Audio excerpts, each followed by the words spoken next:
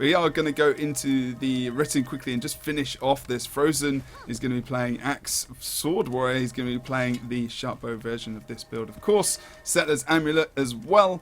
Very, very supporty, going with the banner. Also for Fear Me and Great Justice and Shake It Off there. And Kaza are going to be playing DP Thief with Trickery, Deadly Arts and Shadow Arts. And he's going to be playing Vamp with Marauder. So Nick, if you want to go through the blue team here.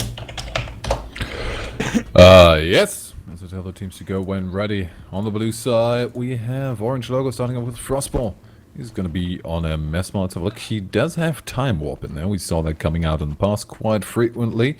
And it's a Mental Anguish MPU build. Cindernair on the standard Dagger Pistol. Marauder's Amulet. We've got Deadly Arts, Shadow Arts, and Trickery.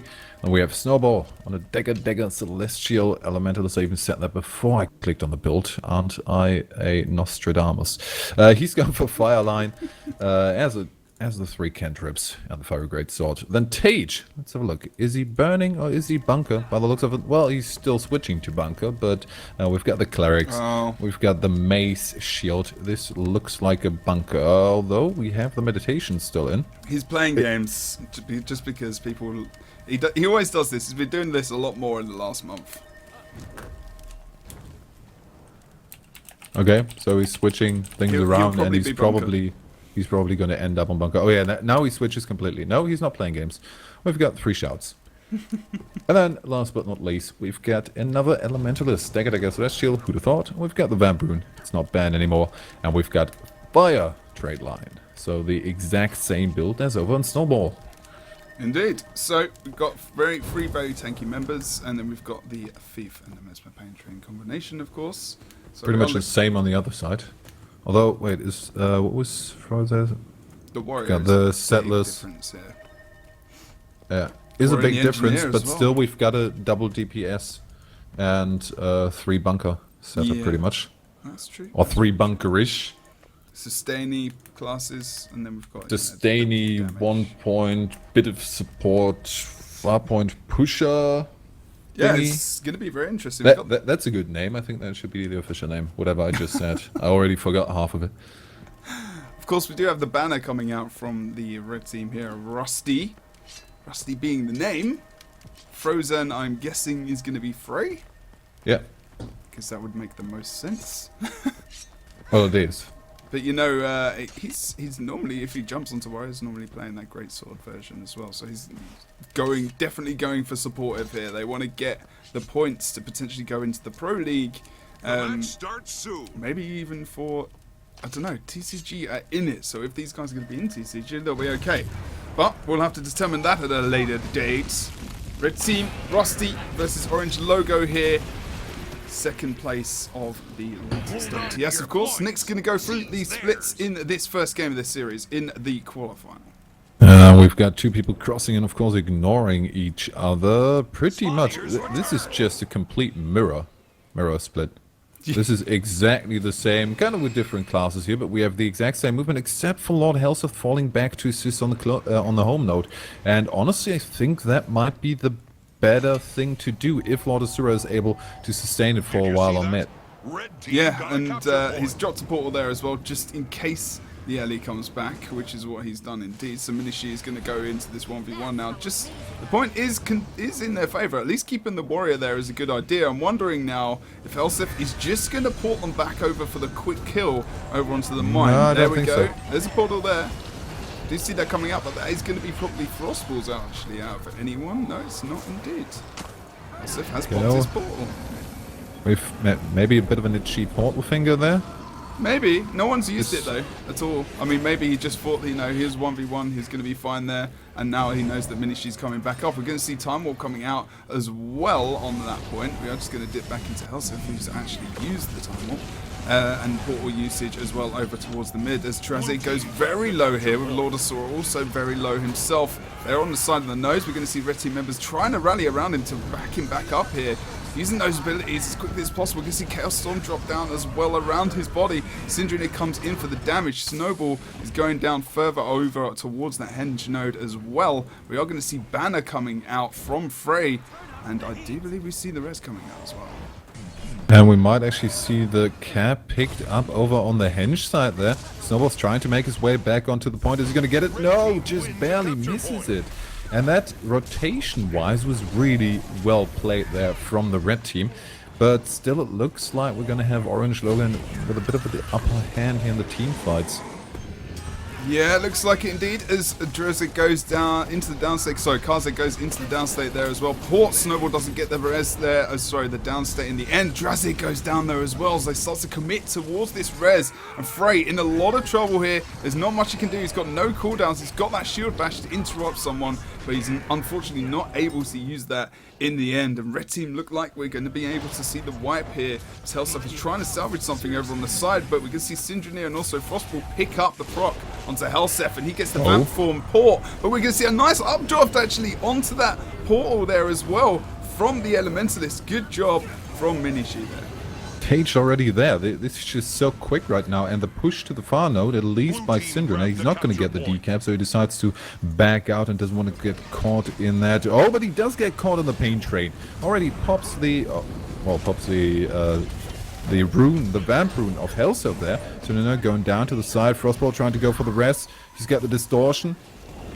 He's got Tage there to assist him, but the damage seems just to be a bit too much for him. Knockback into the side. That's a down Syndrome. Now they need to kind of... No, it's not! They're committing again! They're not continuing with the damage. We had Hellseth pulling off there and moving over to the mine to not get, like, sneaky decapped.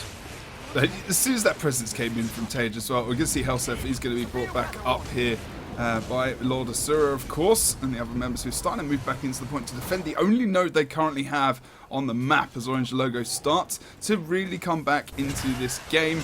Should be able to take the lead in a couple of seconds as well. Dresden not able to get this decap here over on this henge node either, and we have seen the downstate of Lord Helseth once again over on that side. Oh, we had a good position to rest, but the ability of Helseth there that he used, the downstate ability, kind of put him into a bit more of a difficult spot to reach.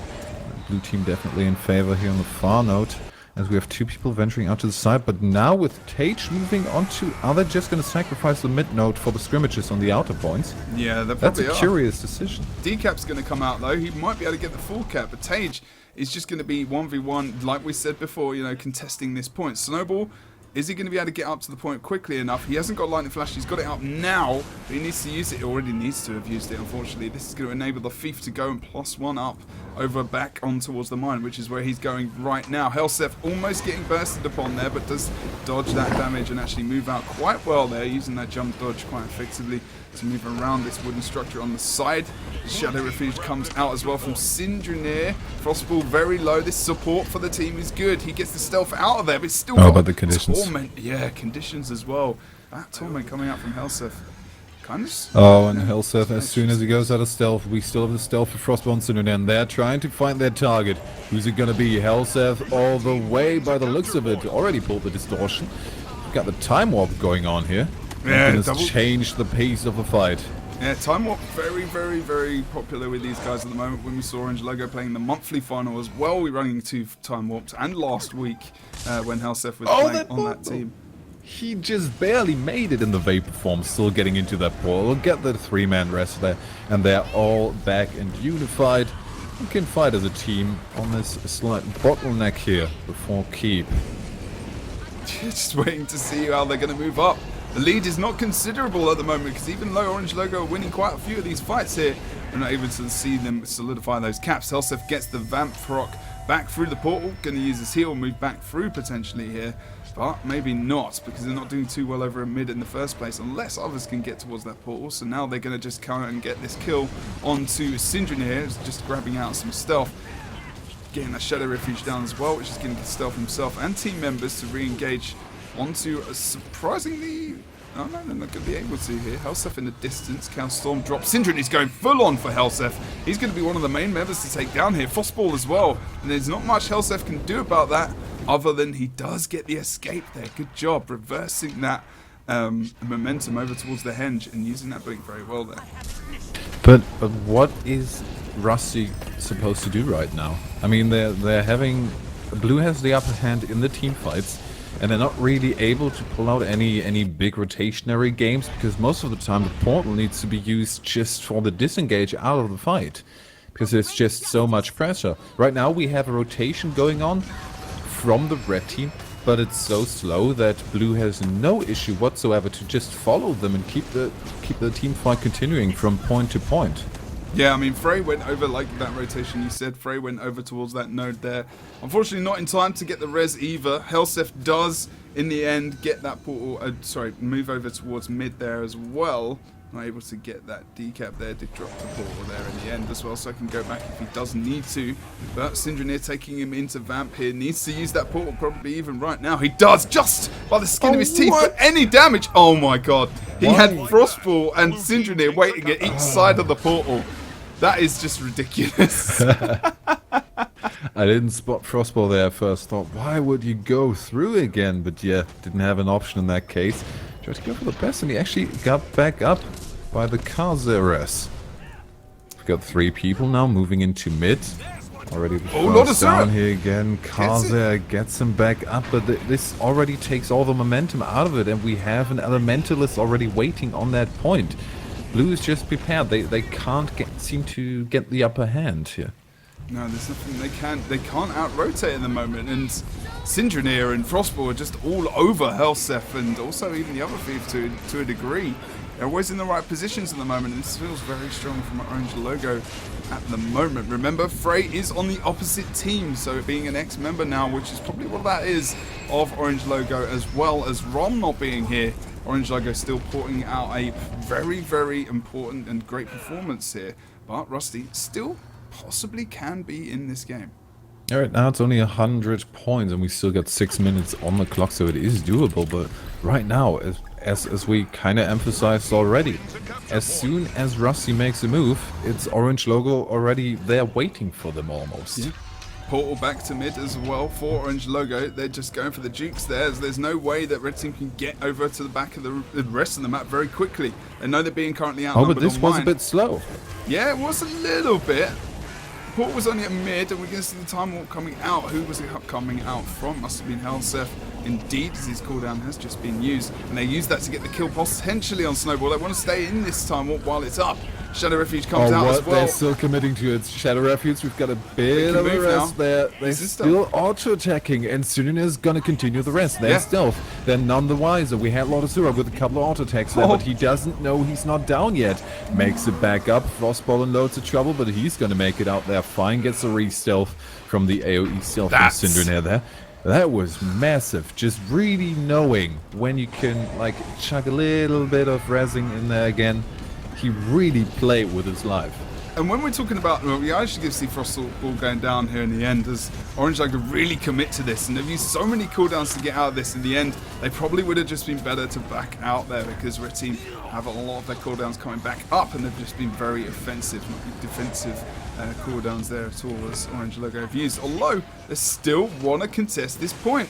Keep the points coming in at present. Minishi still very, very solid on point as well at the moment as he line of sights, but he's going to be going down quite shortly as well, unless he does get that protection back up from the Earth Attunement there as well, and might get out of here with Syndranir, but it might be too late for Minishi. Vamp form proc here as well. Snowball comes in, tries to go into water to grab some healing, gets his regeneration up almost to half HP. And that's the difference between, you know, the teams at the top and the teams further down the ladder. The support that they bring out for each other, and that is key at this time. There's this high level of play. And just the ability to stay with your head in the game. They've pulled him all the way over towards mid, and now they're winning it. This is amazing. Good stuff. Kazi is downstate. Fully still, down. we've got the double cap. We had... I don't know if I like it that they pushed them that far, or well, did they push? Did Orange Logo pull them? Well, considering Orange comes out ahead here, we might say that one was true. But I liked the switch of the tactics. They were down in the team fights because they always played. You could really feel a different playstyle in the team fights, that they tried to play with rotation in mind. Sorry, just to interrupt you with weird noises from me. Oh, but look at that. Is he going to get the storm first? No! No, but Frostball! Oh, in the end, he goes down to damage, and Helsef good job to try and get him up there. We saw the banner over there towards that side of the map as well. But again, Orange Logo pulling it out. But the thing is, Red Team have still got the 2-cap, but as they lose Lord of Sura there, they lose the Henge node. And unfortunately, we're going to see the easy D-cap, probably 2-cap pick coming out for Orange Logo. Should be a win now for them. Once we see Red Team get the D-cap over on mid. I'm not sure that's going to happen as we see Helsef and Vamp from the proc there as well. But comes out of it straight away to almost burst down Snowball. Unfortunately, you know what that's like versus the Elementalist. Almost goes down though. Helsef at range. Good job at sticking close to those buildings to make sure he can line of sight that great sword. 1 damage there as well. And this is good performance, really, from both teams to a degree, but Orange Logo, because how strong they've been in their support today. I would have loved to have seen Rusty stick with the teamfight approach. They had some issues at first, but as I wanted to say there, they played always with like a rotational move in their mind, so they didn't really commit to the team fights. And once they just went complete all-in focus into the mid, we had a tiny bit of a slow rotation from blue, and they just rolled off that. Yeah. They just made it work afterwards. But then I think they got a bit cocky, pushing them all the way back over to mid. They got a bit too confident. Yeah, maybe they did in the end. It was a great fighting over towards the mine though from both teams. The good thing to come out of that for Orange Logo really was pulling them back towards the keep. And the combination of kills that came out there, I wish I was able to catch everything there, because, you know, there was so much happening around that area. It was pretty intense actually. Helsef not having a good time over towards this Henge node as we do tick in favour of Orange Logo. They get the kill to finish off the win there. So, 1 game, but to still, Orange Logo. Still, if you look at the points, even though they didn't quite make it over the 400, it's still only about 100 point lead. And that is the lead that they kind of maintained from after about 5 minutes, 5, 6, 7 minutes in the game. We had that 100-point lead, and it stayed that way. Yeah. You could also argue that it didn't really change even when they got the double cap, because right after that we pretty much had a complete wipe, and all the 5 glorious points from all those kills going on there went over to blue. But yeah, they managed to maintain that, and I think if we don't see that brief time where they have trouble matching up against them, maybe if they don't try so hard to play a rotationary game here, I could do it in the second game. It wasn't a lead that was so big that you couldn't say they can come back in the second map. Yeah, it's a full chance that they can indeed come back, like you said. Dresse on the wrong side. But will they? Where are they? Dresse showing they used to be playing with these guys. Cheese mode, if you remember, back in the day. The good old times. Wow, I went back to one of the first games, the ESL Weekly Cup number 6 cheese mode. Oh god. We're in that. That's how long they've been around. We've just had the 100th ESL Weekly Cup. So that is 2 years that cheese mode was around for, and members around that team as well. They've been in various team comps, of course, as well. So, you know, you can see at the moment how dedicated a lot of these guys are, especially now to this scene when we have the ESL Guild Wars 2 ArenaNet, the Pro League, coming up in just under a month. The preseason starts for that. Got lots to do. Guild Wars 2 Heart Thorns coming out soon as well, guys. This Thursday. Oh my god. Thursday? Friday. Well, what the hell? Friday, yeah. I've got the weekly cup in my head. That's going to be literally the last. On the weekend. Oh yeah, that's true. I work Saturdays. It's tears. Might phone in sick on that day. Hopefully my boss is watching. My boss that would be cool. This sometimes. I'm gonna be sick. No, you won't. Now in chat by someone called Jebro's boss. Okay. That would be fun. Or someone's just gonna tell on you. Yeah, potentially. Don't be a tattletale. I want to play Heart of Thorns. I don't care about work. I've got important meta research to do. Okay. So ain't nobody got time for that. Ain't nobody got time for that. Love that song. Anyway, Helsef sticking with illusions there as well. Let's summon these Adepts of the Confusion, of course. The recharge on illusion summoning is very useful as well to get more shadows out, of course. And the extra confusion as well. Very, very, very useful. Let's go in towards Lord Asura here quickly as well. Hasn't changed anything up. Freight still going for Settler's Shoutbow. Then as well, Dresser going for the more tanky Engineer build as well. Still loving this inventions. Can't believe this. I say it every week. I still can't believe that this tree wasn't picked up a lot more. I know obviously if you're going into a more damage orientated build, but it's still this, you know, automated medical response and mecha legs, and you know the extra regen there is so useful. And then soldiers amulet with Vampiroon as well.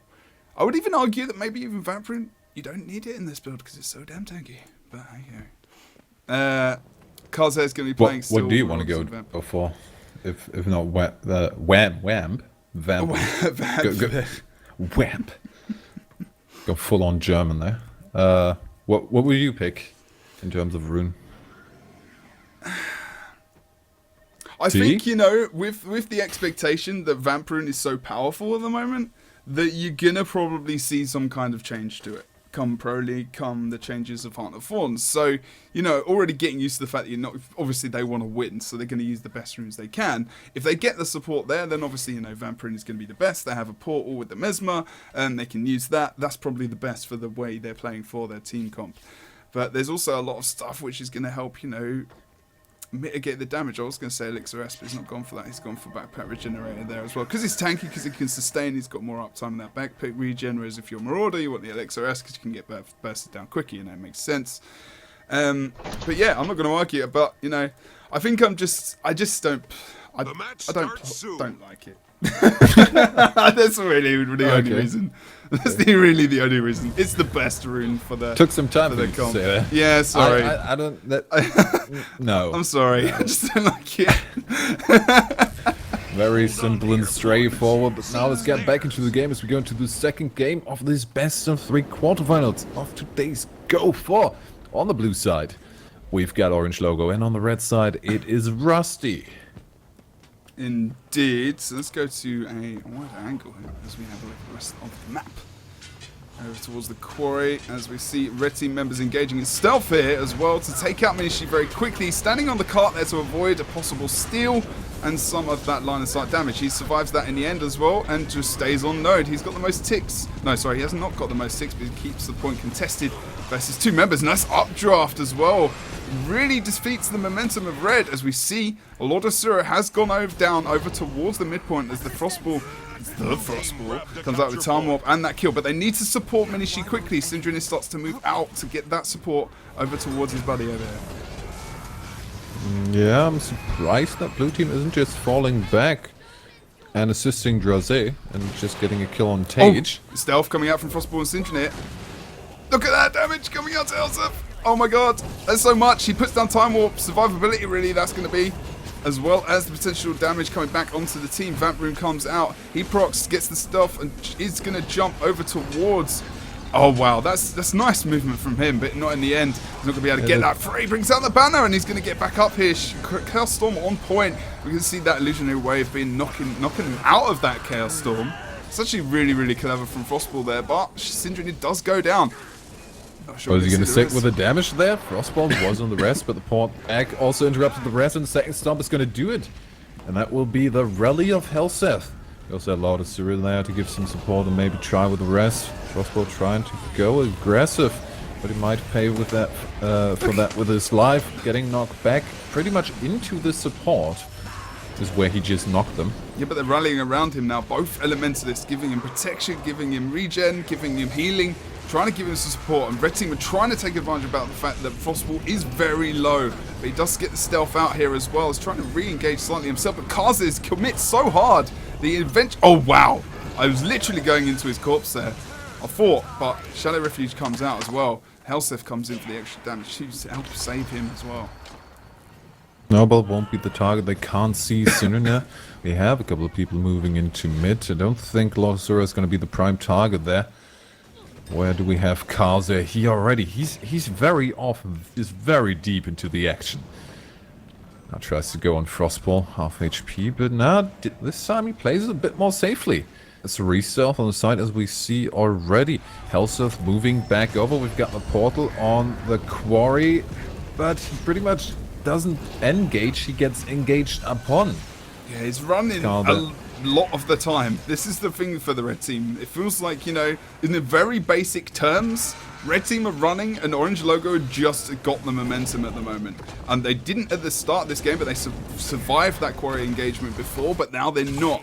As soon as they've survived that, you really feel like orange logo are going to come back and start to dominate. Kaz is downstate there, as well as Hellsurf, who will likely go... Oh no, he gets rid of poison in the end. That's a good job for him. And we are going to see blue team orange logo moving back towards mid, where they're possibly going to have a massive outnumber situation onto Lord Asura there. Nice flash up to top there as well.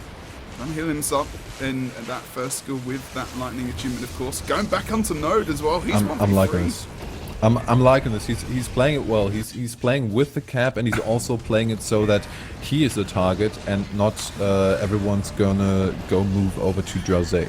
And Hellsurf as well, because Hellsurf came into the point just afterwards. He gets that phase retreat and portal drop over towards mid and moves over towards the quarry now. He's going to port Lord Asura through, as he's just been killed, of course. He pops, the time warp comes out from Frostball, not Hellsurf, sorry.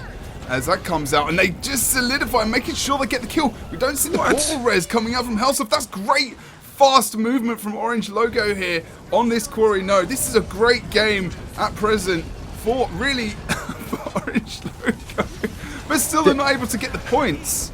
Did he really have that much confidence there in the rezzing of his teammate? He started the res and then just walked away and trying to make a bit of an impact with a counter damage when the other people try and cleave on the body. He just went away, and it almost looked like the rest wasn't going to come. Pushed through in the end, and now they're turning it around. They've got the down on Frostball. Are they going to get a follow-up? Not even the try. Oh, though, Syndrome gets a bit of burning and now needs to leave, but Kazer's on his heels. That's good. That could end badly for Sin. Yeah, that was good for Rusty there, actually. Good cleave around the corpse, making sure that the orange logo weren't able to commit to that res there. But Hellsurf dropping that Chaos Storm on point as well is going to help him interrupt and just survive here with Frey as well. He's got the support that he needs. Maybe Hellsurf is going to stay here, actually, at the moment. Just getting involved on point and is very careful to make sure he doesn't get cleaved out here as we go towards mid. Syndrome obviously down as well. At the moment, Snowball, very, very bad state for him as well as he runs away from this quarry node and he is going to be downstated. Now that's unlucky. Minishi trying to come in for the res here. Is he going to be able to get the updraft, which is going to be able to bring out the res for his teammates? Unfortunately, we're not going to see it. Oh no!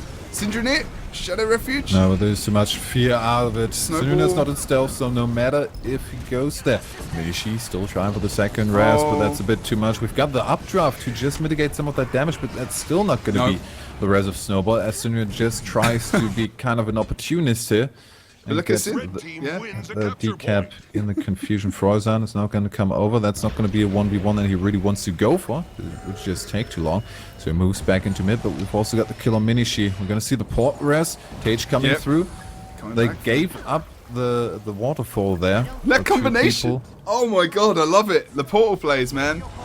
Tage was on waterfall, comes through the portal to give some support, goes back through to actually res up as well. That's probably, you know, situational more than anything. But, you know, good communication coming out from Orange Logo. This almost was a decap here. Just a tiny bit left for the blue team.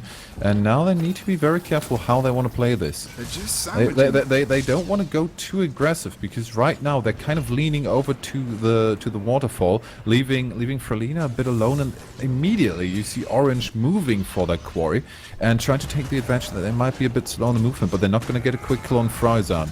That's going to be a bit too difficult for them, and still enough time for Hellsurf and Kazer to move over their Lord Azura already on point. This is nicely done, even though they were, in my opinion, a bit out of position there, were a bit too heavy tilted over to the waterfall. They played it nicely, but now they should be very aware that we have 3 people disengaging here, and Hellsurf just runs into their faces. Oh, Jesus, he runs into a load of damage as well, straight into his face. And the rest of Orange Logo say that he's moving back towards the quarry instantly. But look at the support coming out from his team. Rusty Good job from them, and he survives in the end. Very surprising. This is all on Draze right now. It's all on Draze. We have the Pain Train engaging, but with Kaze coming in for the support there. Already loads of trouble for Sinrina. We also have Lord Azura there, just for good measure, standing on the side. Doesn't even really move over. Had a bit of a look there. It doesn't really look like they have too much trouble with this 2v1. So right now, this would be a good opportunity for Orange to switch back to the quarry. They're kind of making not TCG. They're making Rusty run, but they might, they're just going back and forth. It's back and forth and back and forth. And like, honestly, Rusty, I think, always commits a bit too hard.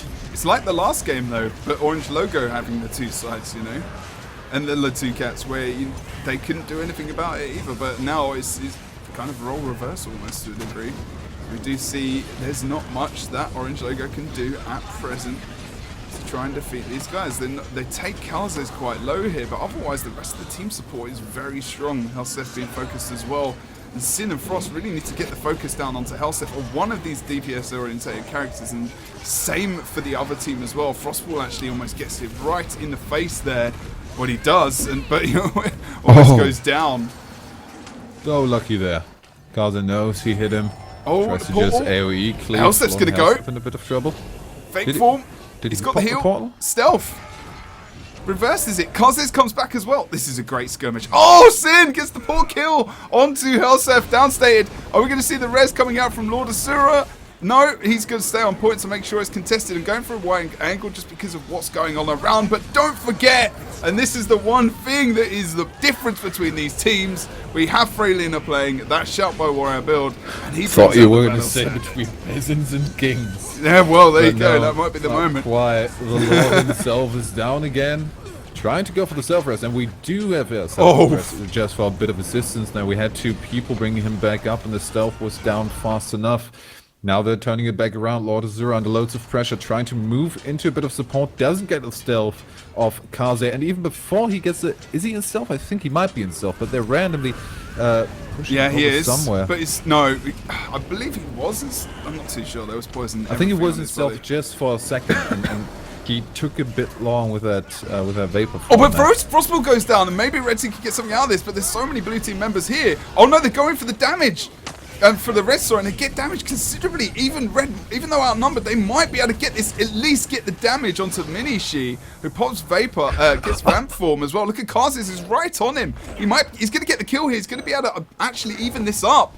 Frostball and Sin come over for the assistance. They should be able to get the res. No one else from Red Team comes in at all to help get the cleave on that body. They want to keep the node, and they're just waiting for the respawn of their member into this map, and he's already back. This is such a back and forth, and now you have the exact same move again that the blue team is just trying to go over to the other side. But the thing is, two people sticking with it now. Do they move over to a small scrimmage tactic now? Kazes go for the damage on Frozen. Frostball. So cheeky. Not Frozen, sorry. Suddenly the theme tune comes out. That's a thing. Oh god. Don't say. Is Helseth gonna die? 800 health, gets his heal. That one. Got the stealth off.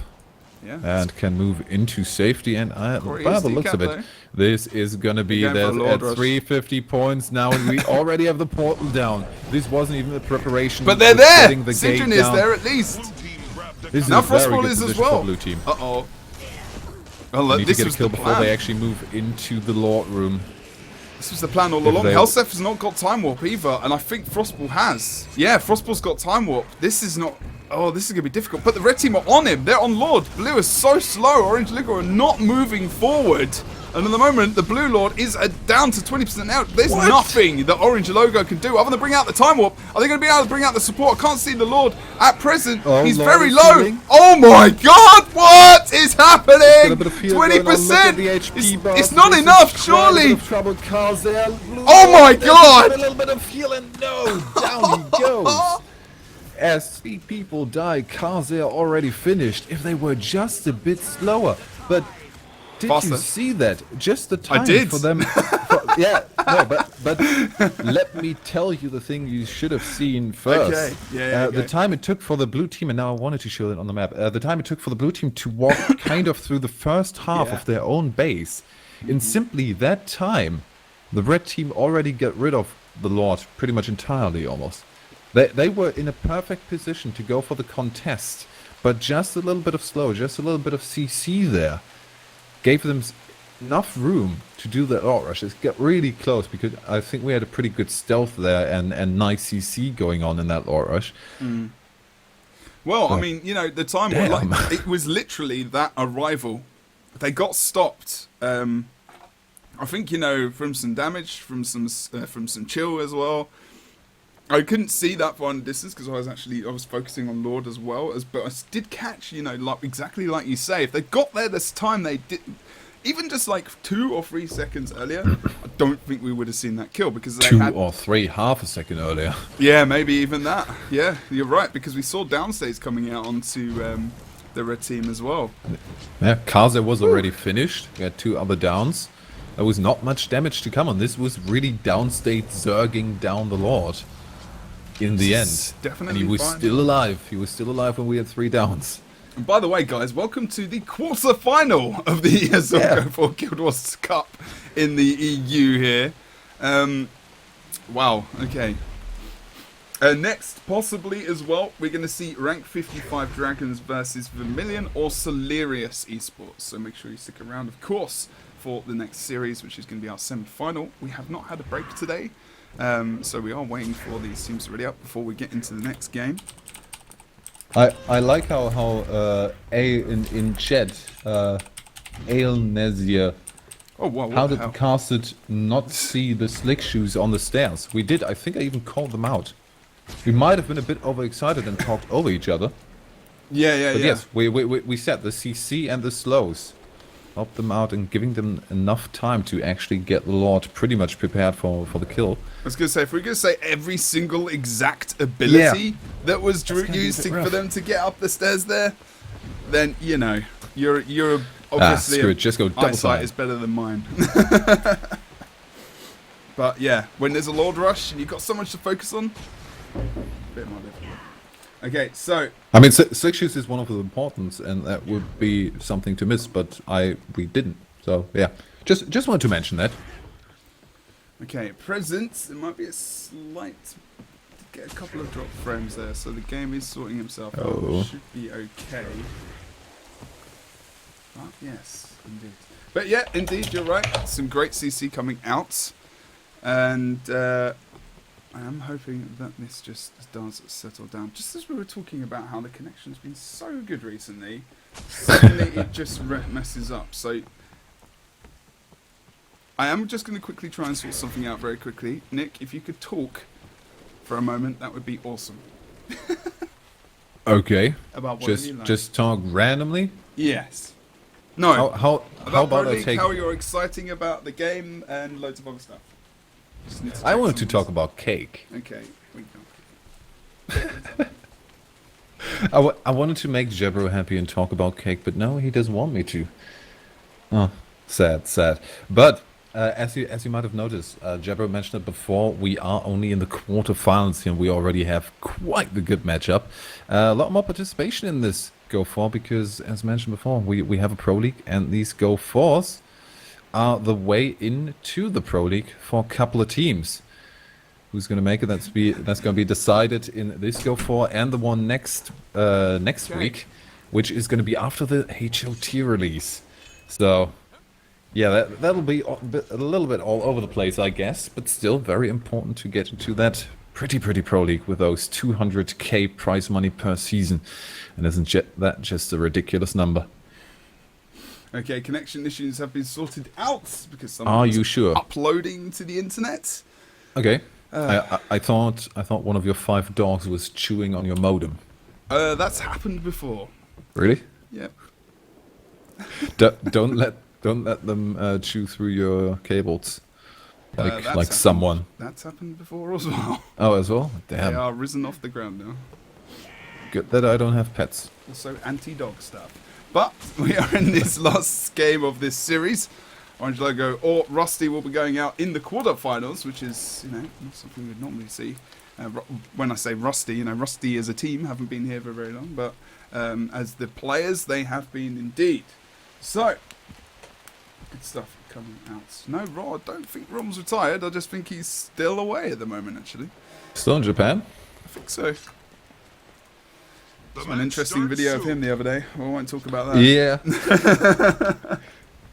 It was quite electric. It was very shocking. Let's just say Very that. shocking. Let's see if this match is shocking. We had 2 games, both teams in control for one of those. Let's see who comes out ahead on Kylo. Historically, quite often, the team that wins the first match also wins the third one. Let's see if that's true, or if I'm just imagining things. Let's also see how many more bad puns we can use during this cast. Maybe not, but we'll see Minishi going over towards this. Oh my god! As soon as that happens, he almost gets absolutely annihilated. But he's gets still the alive. floor. That's massive. Gets the fire great sword out, got a bit of stealth, and Whoa. is actually moving back into the points. Into the point. That is some Gutsy. cojones there. It is cojones. Sir, he is back up to almost full HP as well. Cooldown's coming back up, almost back into Waller as well, but they lose the cap in the end. And in the end, they're actually going to lose this fight as well, I think, unless Frostball can get out. Might He's also lose a stealthed. Frostball. He's on the side, No, low HP, but he's trying to engage again. Now they're finally making the proper move. Frostball It's that did stealth. not get the stealth. No. So he's an open target in theory, but only okay. Frozen. We might have Kaze trying a bash at him, and there we go. The engage comes out. We did see the Basilisk Venom, but he just turns it around with a Blood Frenzy and a little bit of shatter action. Now I've got the stealth up, can move but back Sin into mid, gets and we in. have everything sorted. Sin comes back onto him though, and all's good and well in the hood. Yeah. In the hood. One thief tries to chase the Mesmer, and the other thief chases the thief chasing the Mesmer. That is how it goes. I think we were seeing Frey think about trying to go for the banner there, but wasn't able to in the end, and he just goes back on node Second now. try. Oh, the shield, great. Completely forgot that Tage was using that shield for a moment, and this map is really good for it as well. Could just quickly double check. I don't like bringing up the builds during it, but you know, sword's also quite good, but he's actually gone for the mace on this map as well. His sword gap closer as well, porting towards mid is very, very nice. We see the portal coming out from Helseth there. My bad, his cast is downstated, but does get rezzed back up. We have the decap with 2 people coming back through the portal there. But now the disengage as it merges kind of into 2v1. I think we're going to stick with a 1v1. Draze against Minishi, trying to keep this neutral. The point going over to the blue team. But look at Lord Asura, very low. Low Elementus versus Elementus. You can see they... Oh no, that's where the +1 comes out. Frostball just absolutely owns face and destroys Lord Asura there. In combination with other players, great knockback coming out onto Frey there, as Frey can't get that support he needs to. Oh, Is Frey interrupt gonna maybe? bring- No. No, unfortunately not able to. Ah, In the end. nice. Would have been awesome if he had the Christmas banner finisher. there as well. Just coming in, racing up the stairs, pulls his arm back. Banner time! Instead, Freylin looks like he might pass away here, unfortunately. As midpoint, still Tage on node. He's got Sanctuary, dude! He's got Sanctuary! Have not seen Sanctuary for so long in top-end competitive play in the EU. This is amazing. If you're going to pull it out, you might as well map. do that on Kylo. But Yeah. what we also have gotten out of the trick bag is Helseth with a couple of shots into mid with that trebuchet. However, this is only really a more defensive decision. We don't really have any action going on. Karzer with a couple of short bow shots into the mid. This is just to keep them from pressuring Draze right now. It's not going to be a full engage until Helseth actually gets there. Tage has got so much dodge. He's going to be able to avoid all those shots that come in as well. He's got this intelligence sigils getting that crit, of course, which is going to give him more dodge in the end, and he can use that effectively. Look at the shield as well, how useful it is on this side of the map. You knock people off the sides as well, and really he's going to be here for a very long time as blue teams just now take the lead. Orange logo starting to pick up the points versus Rusty here as they start to lose control of this map and actually lose members here.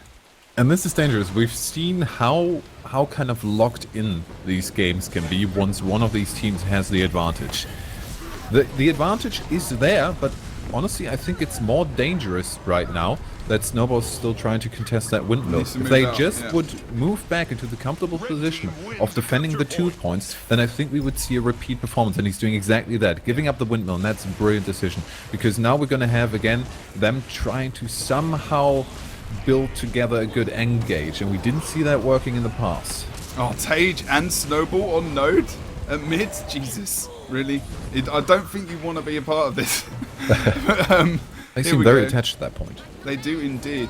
We now see a lot of damage coming out to Drazzer here as he tries to get up the top of the stairs using those slick shoes as well. And don't see slick shoes all that much, you know, in this tanky build. Yeah, of course, why not? But, you know, They like the Elixir S, but slick shoes, yeah, I've missed them. They're doing good work, but sadly not good enough for did for Draze the to Lord. keep alive. So we already have one person down. They're trying to go for the mid engage, and maybe what was lacking before in the teamfight and in the potential engages was that fiery ball of doom. and That now kept we've flying. got the big massive time warp of Doom onto midpoint, but I don't think they're going to get anything out of that. They just avoid it completely and go to sides, although Helsef is over towards the south side of the map, moving now to Mansion, but Syndroneer is on it! Distortion comes out there, and Helsef able to reverse that damage, dropping the portal as well, just in case he gets into trouble here. And him and Frey will be together, and he does pop that vamp. We are going to see, oh, nice from Kazes there, coming in to push him back, but Helsef does go down in the end. From Frostball, he comes from afar using that Great Sword 1 just to take him into downstate. Kazes really commits and he's going to go down updraft as well. Helsef gets up, Kazes comes back on to do some considerable damage onto Cassandra there, but needs to be careful. And he's going to go for the decap. Oh wow. He's gonna do this? No. I'm not. He might actually. Is he? No, not even Helsef committing bought to it. Minishi. I'm not entirely sure why it works out until now, but I think it's just a bit too dangerous for Snowball to move over to the far node there. He can now move back. He's trying to get the jump. If he fails that jump, oh, he actually dodges down on the side, but we still have Tage on that midpoint, not giving it up.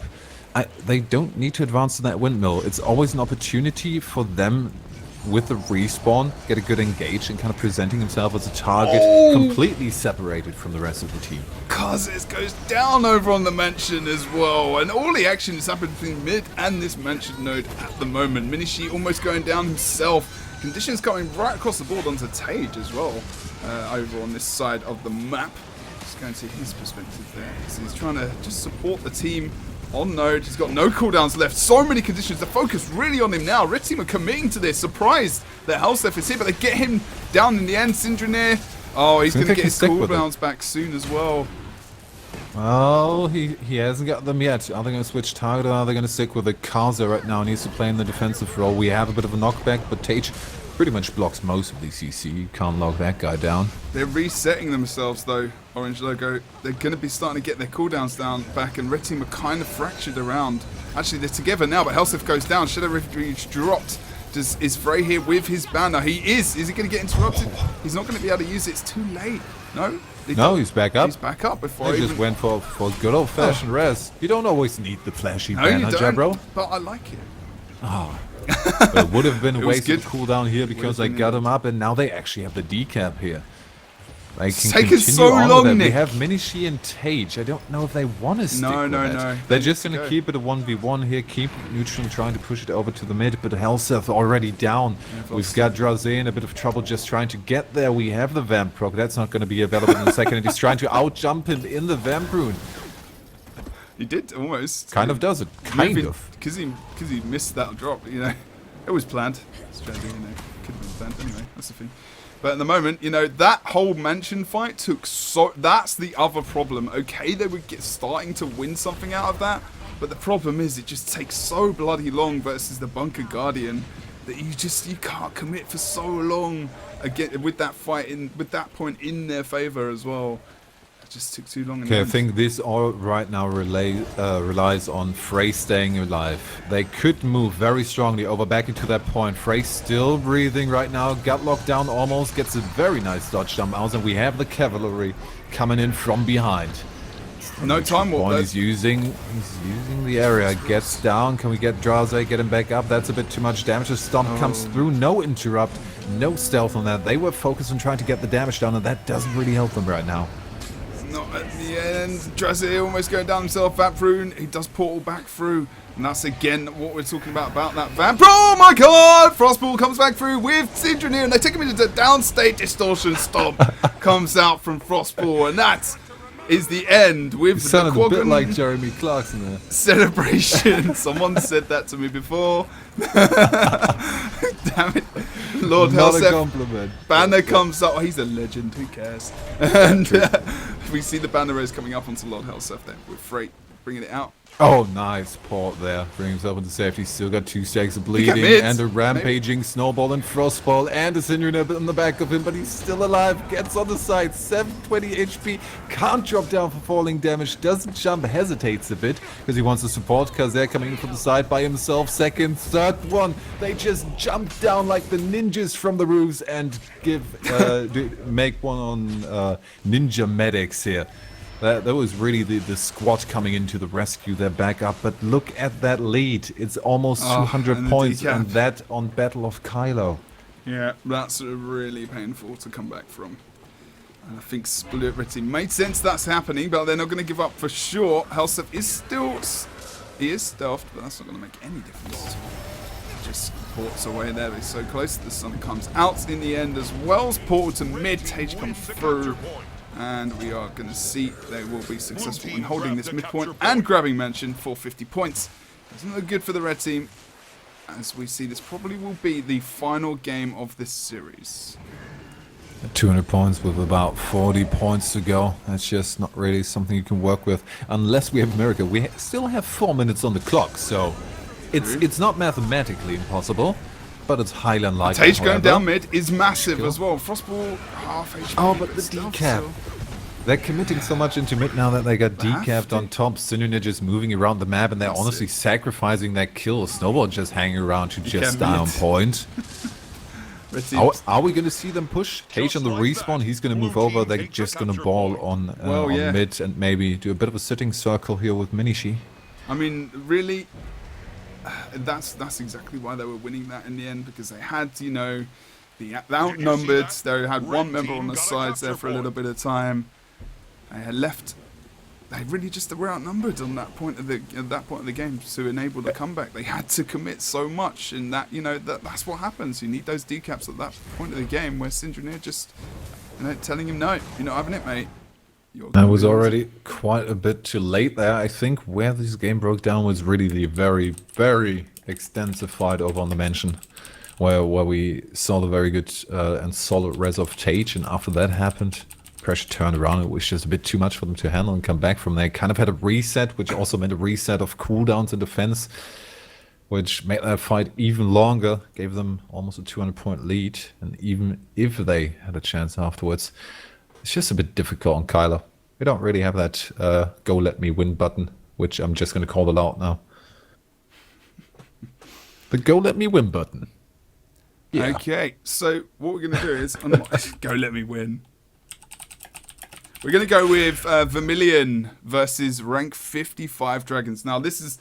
We were predicting that this would be the game, and Vermillion is one of the teams that really want... They've beat them last week in the Go4 finals. So I'll try and go back onto the cams for a second. I just hope that it's a black screen and not chat. Yes, it is. Okay, good.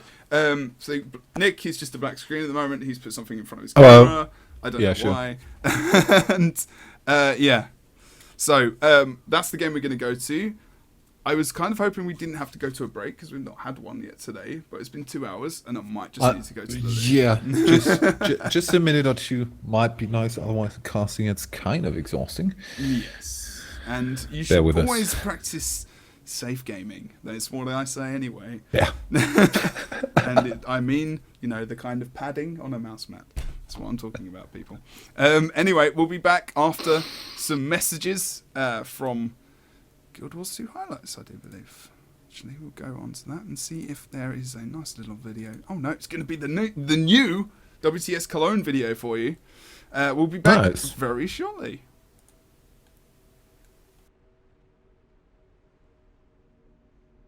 Hello everyone, welcome back to the ESL Go4 Guild Wars 2 Cups. We're going to go straight into game here, as we got Dragons on the red team versus Vermillion on the blue.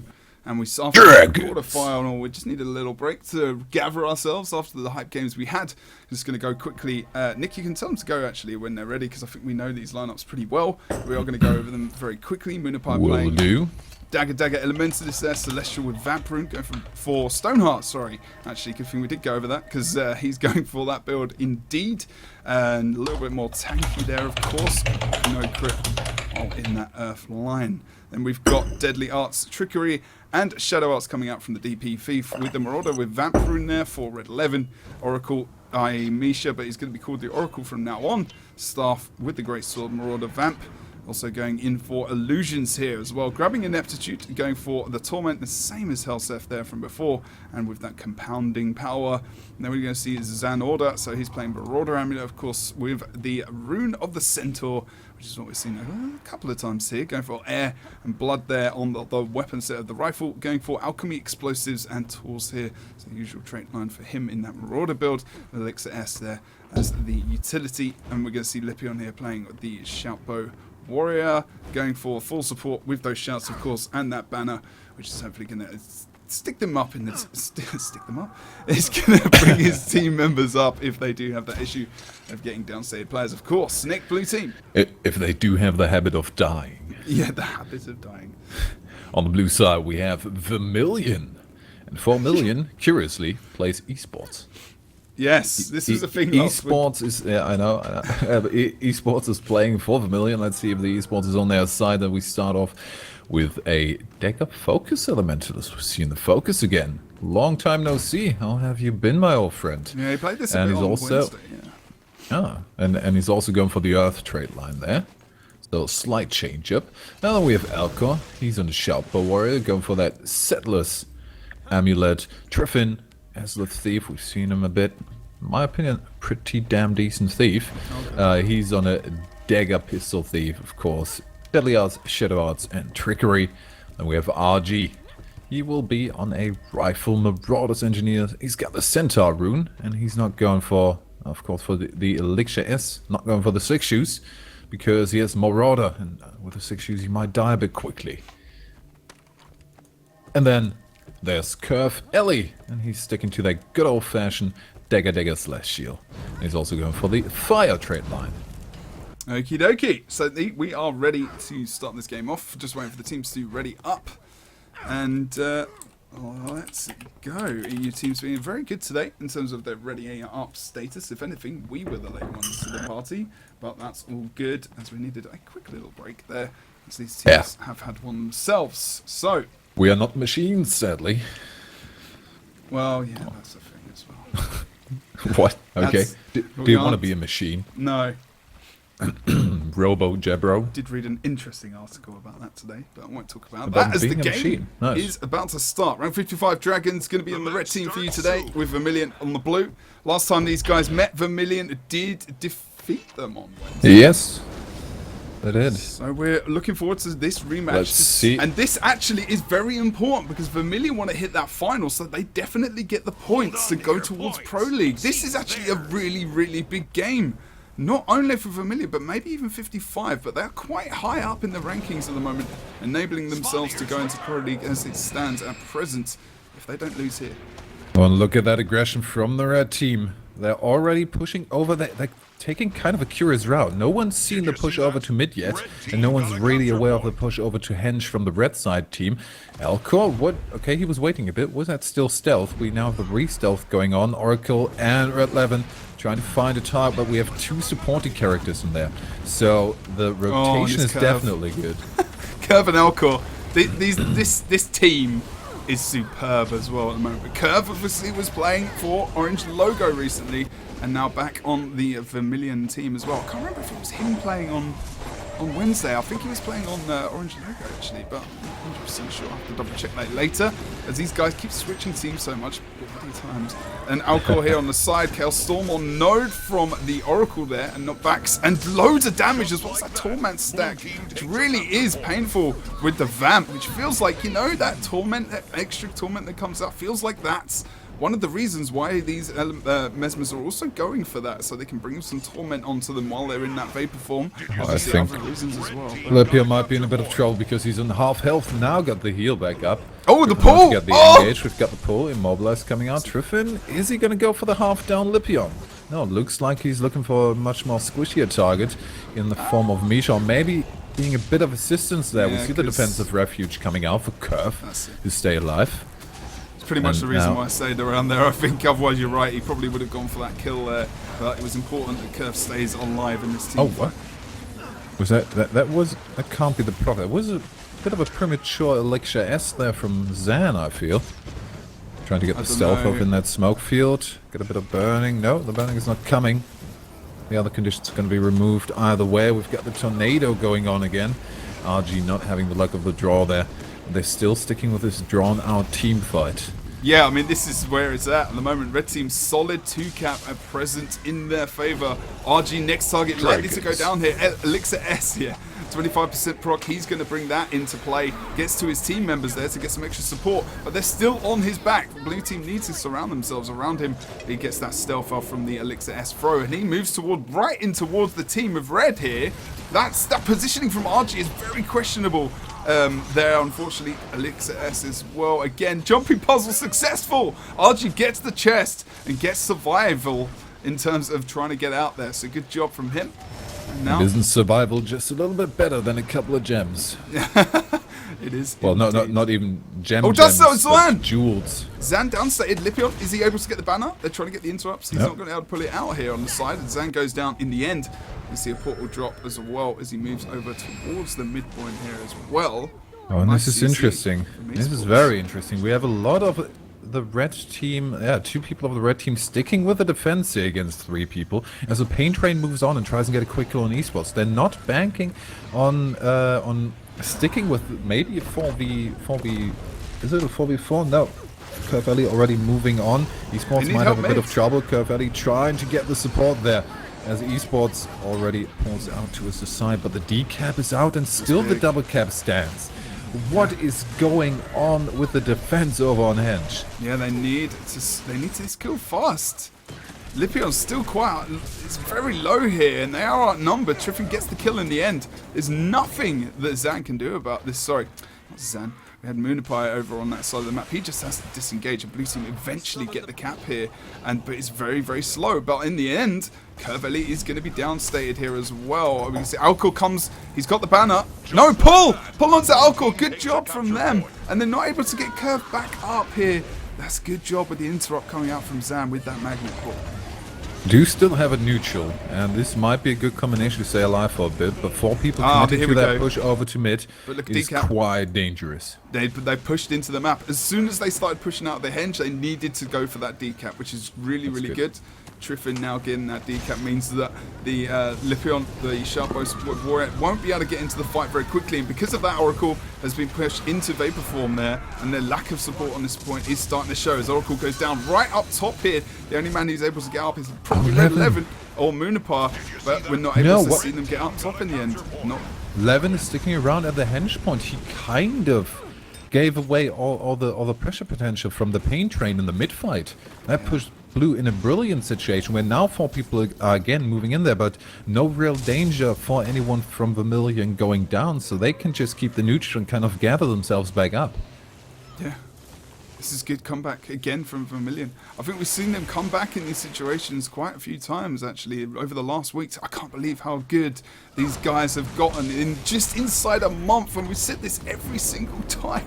We've seen them cast, how much they've improved. And today really is so key, even more important than the monthly, to get into that pro league, not worrying about having to go through qualifiers. If you saw them in the qualifier match, you'd probably give it to them. They'll probably get through anyway. Again, you know, if you don't have to use that time to do that, then that's all good as well. Yeah, Oh, Triffin! Almost we have that downstated. exciting moment, escaping the Vamprune. Will he get some support, or is he just going to be open for the next engage? At least Red 11 is sticking on him. And Zan's trying to get the CC, not really successful yet. Spamming the disabling shot, making his way over to Curve, and is in a good position to get that quick res. But the poison is on. We see the more coming out. Is he sticking to that res? No, the banner comes out to make sure that he's going to be think up that was and alive. I think that was So down after the rest. oh, the bat? No, the rest was interrupted. We had the knockback after the mower. Yeah, and the mower. I thought that he was going to be up there, and it might be my 11? mistake. Oh no, they're going to leave him Levin died. down. Oh, that was risky. Good thing they came back there. They didn't want to leave that. Just on Red Team actually catching back now as they have to regroup with Red 11 down and just making sure the points don't get taken away from them too hard. They do grab themselves a boss kill. It's a good decision from Red. So they do have a lead still, so just picking up that kill is a good job to keep their lead intact for a little bit of time. This was dangerous. Oracle almost being caught off guard. They're completely off point. Triffin still right behind him. Nice stuff. There we have the AoE still from Levin right in the nick of time. I don't even think he realizes. Just to heal. As we still had Triffin in stealth. RG still looking for some random grenade action maybe on Oracle. Now he's back up. Are we going to see the pull? Oh, and the instant distortion there to negate that damage. And look at that. That might be a 3-cap from Vermillion coming out as we have Triffin moving over. He just ignored the little fight there, took the advantage. Took the opportunity, get the decap, and we don't really have any pressure anywhere. Where is Dragons right now? This is amazing how we saw that whole fight over towards the henge just completely changed. Now RG, oh, Murform comes out. That's not enough to keep Zan back up in this fight. And there's Lipion's going to think about using the banner here. Here we go. He's going to pop it. No! Oh, he just gets interrupted as well. They could have forced the... I'm pretty sure Lipion would have cancelled that, but... did get interrupted as well, and that's a good job from the Esports is dead, man. No, no, don't say it's true. Esports is true. alive. It's just becoming a reality in Guild Wars 2. We can definitely say that with the amount of money that's coming into these tournaments. Red 11 now over towards the mine. Thinking about decap. Look at the blue team coming in. Doesn't want none of that, but he gets immobilized here. Just gets off point. Considerable amount of conditions should be able to take care of those. Especially with Lippy on the other side. Shadow Refuge just in the nick of time, but we see the awesome, oh my god, the Moa throw comes out as well. Instant Portland, they're in such a good position for the aggression on Henge now. Only Esports there to defend after the respawn. But mid, Moonipie is 1v possible. No, this blue team could just go mid and do exactly the same. They're doing it. No, look. Oh, now that was hesitation, and look That's at them. what they I should don't have think done. they have enough damage to do it quickly. But that's what they should have done quicker. Like, they were way too far ahead of them. Just leave him to die on that side of the point and then go to mid. If they'd moved a bit quicker, they would have had that kill by now. Had a bit of a lag spike. 10 that was points between them now. We had a huge comeback going on from Vermillion, but now they kind of played it down again. Triffin trying for the very, very dangerous escape. They're almost jumping into the hands of Oracle. Good dodge of the 5-sword knockback there. Could maybe get a bit of damage on Oracle. He's a bit open there. RG could get him into a CC, but Triffin looking more over to the henge. I think they really want to focus on a bit of a fight over on This keep. is so close. And I can't believe Dragons were able to come back from this just by that disengaged portal. So well planned from the blue team, from the red team, sorry. And Vermillion needs something here. They need this decap. Just that slow movement. If they just got to mid slightly quicker, they would have had that kill on Muna. They would have But at I think least this had might be a protection. mistake. This might be a mistake. They're pushing over to the mine. Esports is there to defend. Red 11 trying with the engage. Zan, that is a potent comp. Oh, and he pulls the storm there instead of the rampage.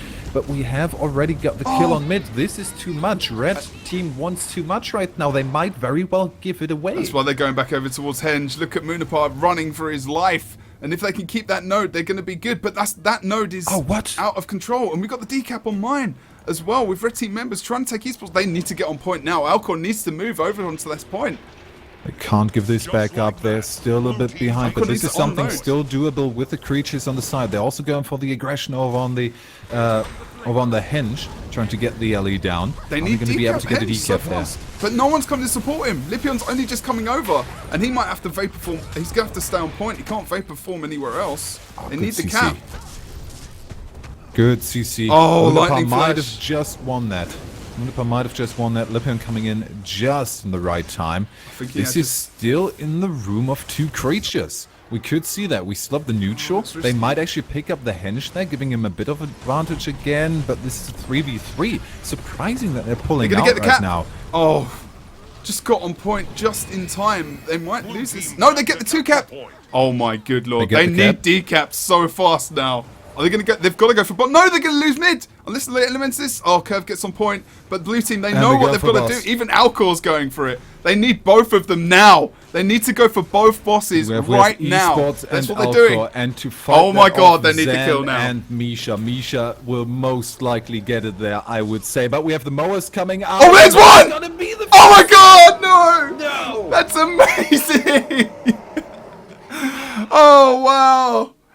A boss apiece, unfortunately, loses the game. What is going on today? No, seriously, this was ridiculous. You had on one side the shout bow and the alley get the kill, and on the other side you had the shout bow get the kill. We had burst classes on both, and both did not get it. Wow.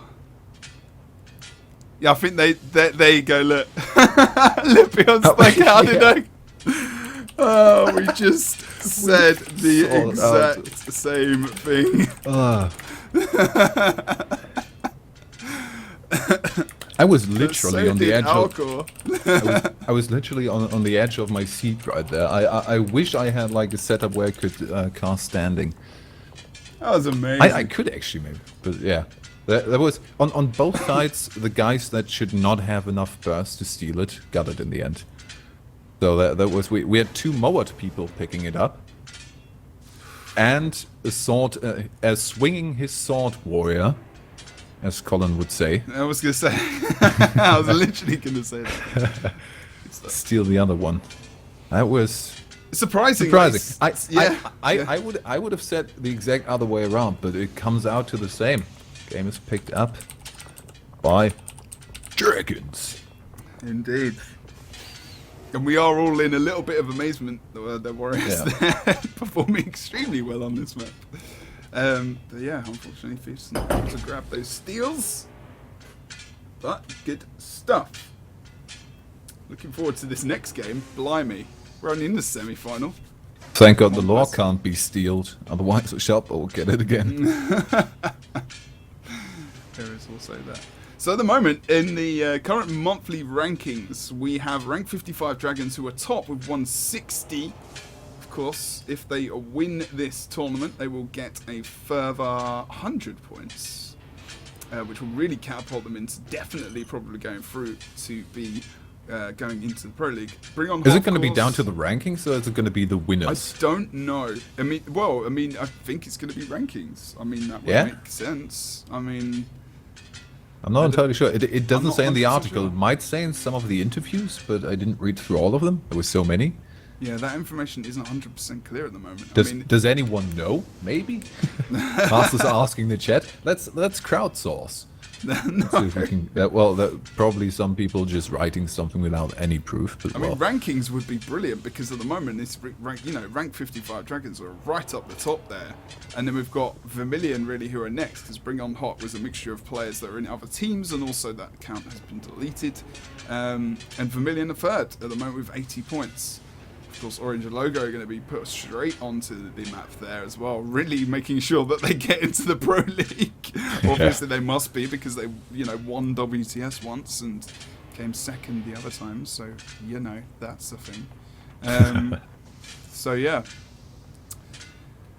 Yeah, one thing we of course need to mention for the Pro League: no age restriction, or at least none that excludes people that are above 16. So yeah, the youngsters of GW2 are going to be happy, particularly Frostball. I think Misha is about to be 18 or something, at least not that far away from it.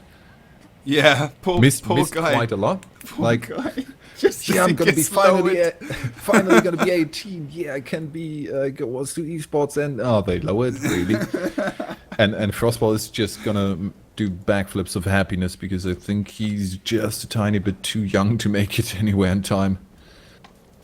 Yeah, that's the thing, isn't it? Oh, look, Zan's changed over to soldiers now. Going for Vamp soldiers, of course. Lipion still playing Shoutboat. Dagger still over on Moonapar there. And the Oracle, he really needs to change his name. Still going with that Illusions trait line as well with Red 11. Still going. Is he going to stick with Oracle? or I Misha? think so. I kind of I prefer like the Misha. Oracle. I like Misha as well, but the Oracle still pretty cool, especially if you're on Mesmer. You've got Time Warp and stuff, and especially with the wells and whatnot that coming from Chronomancer, the Oracle just makes so much sense. Chrono is definitely going to be something we see a lot of, for sure. Yeah. Quickness, alacrity, whew. Oh Some god. fun stuff. The double mower. Oh, good lord. Oh my god.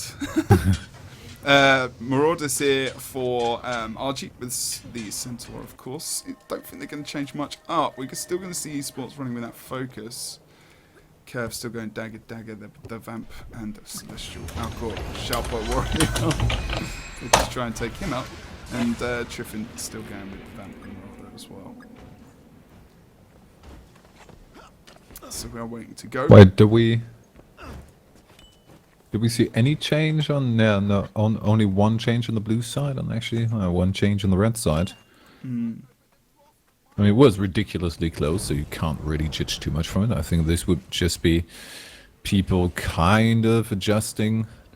I really feel like on their team play preference here. that was the pinnacle moment of that first game was when rank 55 dragons pushed all the way over to mine and portaled back towards Henge. If blue team have just in a fraction of a second, like if they've not hesitated and went towards mid, they wouldn't have wasted that time. And the possibility would have been that, you know, we might have even had boss kills towards the end, which means, you know, they would have won. I would have loved to hear the TeamSpeak conversation with that one, because you could see on Benny the map Hill it was probably something like, let's go Henge, okay, everyone going to Henge, no, let's turn back around, okay, everyone turning back did around. do it all at the They same really time. did it in unison, like was. perfectly. Perfect just- hesitation, united. Unfortunate, yeah. Every second count in the Guild Wars 2 match. Every single bit. Top teams from it. So that's confirmed from Mr. Colin himself. Oh. That is, we did know exactly who was going. That's what we thought it was. So that's good to get that double The match confirmation starts there. soon. So the top teams from the rankings of the ESL Go4 Cup, unless of course they are already qualified for the Pro League. We've already played That them moves or not. down one, I would assume. So that makes the most sense. That is the most fair to do it, rather than just, you know, last 2 weeks we announced it. These teams have been playing in the ESL Go4 Cup for a long time. They deserve the credits for going into that league. I'm happy to see that as well. Good decision there. Thank you, Mr. Colin himself in the house. Let's see if Dragons can lock it down here and go out with a 2-0 victory, or if we're going to go into a third map of Vermillion My Power 3. At least the first opener is looking promising. Big Zan is going to be in a world of pain there. Yeah, they're almost getting the pull off there as well. He's thankfully for them, he's on tanky Zan, so he's on the chart. You always know that he's, you know, Zan Order is playing Marauder. As Triffin explodes. Yeah, and esports as well, going very low himself. They need to be careful about what they're going to do in this fight. Are they going to commit to it or just bail? And we see we definitely see the rampage coming out from Big Zan there as well. Not so rampage from Big Zan. He's playing with Mortar Kit. What are you talking about? That would be a different person, as RG does use that Elixir S to just get out there. Because of course himself used that Elixir X and not Zan. Forgot he was back on the char. Tries to get the pull out to him. I'm very surprised as they're portal back over to mid. Are they going to use it back? Just going to leave a little bit of burst and move back? No, they want to get the kill on Elko, but we also have Triffin coming back in. He's going to give the AoE self there for Elko to be a bit safe, but half HP and he's back up. Red 11 already moving on, sees Elko again, spots him with the engaged panic strike proc. We do have the Shadow Refuge again. Another form of AoE stealth, but the knockback on the Great Sword 5 will knock him out.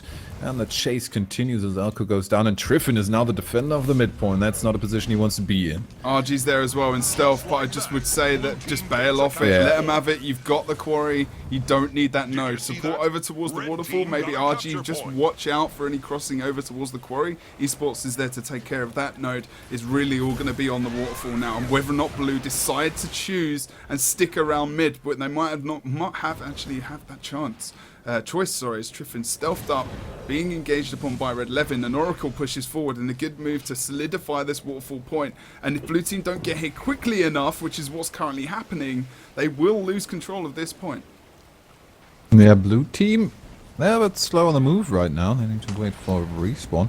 And I was also curious that now we have a bit of a scrimmage going on in mid. I don't think that's too wise. Yeah, RG's moving on. That's a good idea. They're But he outnumbered might already. be a bit slow to the party. Yeah, that's the thing. I mean, he pushed back over to Quarry. You know, that's kind of obvious, but we didn't see any other red team members Oh, look at moving that. over there. They need to be careful now because they put a portal down. They're doing what they did before. They're going to pull them away from the point, come back on node maybe, and just burst down. But the thing is, Really? the Oracle is under pressure, so they can't do that in the end. It's got portal up. Munipar should get the counter res move. here. Yeah, exactly. No, Munapar alone, Can't that's get it. too much. Just, kill the messenger, man. Bring down the guy that sets support, and that's already going to stop them in their tracks. Only midpoint is capped. That is a decap now. RG going to try and pick up the full cap. Munapar still sticking around. There's not going to be enough pressure down there to keep Munapar from just holding a decapped. And we actually now have a swap that the Quarry is back again in the hands of Dragons as Esports makes his escape over to mid, but I don't think they're going to get the cap, but the pressure on Munapar is good. They're all moving off point. They could have had the cap already. No, They what are they doing? decided to go for the kill, but I think it's still safe enough to say they're going to pick it up again. Esports running, making it out back and safe. And now they're in the good position. That really, really big and hard to get rid of point. The graveyard is in their favor. Yeah, indeed. Quarry solidified by Big Zan there. I see Stealth moving into, or Stealth coming up onto Red 11 as he moves in for the kill, potentially to stop Alcohol from moving into this team fight for the sustain, which is good as well. Oracle might be having a couple of problems here over on the waterfall as well as he uses that blink to just get away into that Shadow Refuge there, supplied by his buddy Red 11, of course, using that phase retreat to just get out of there as well with the staff from Mesmer, of course, and a good heal support coming out from Muna. And Oracle should be absolutely fine there on that point as Red Team start to move back. Oh, we over have the towards more on mid. Esports. Yeah, this It is is the going to thing. be dangerous. He needs to escape to the side. Are we No, going to no, have no. a second one? Alcor on the point. That is a good swap out.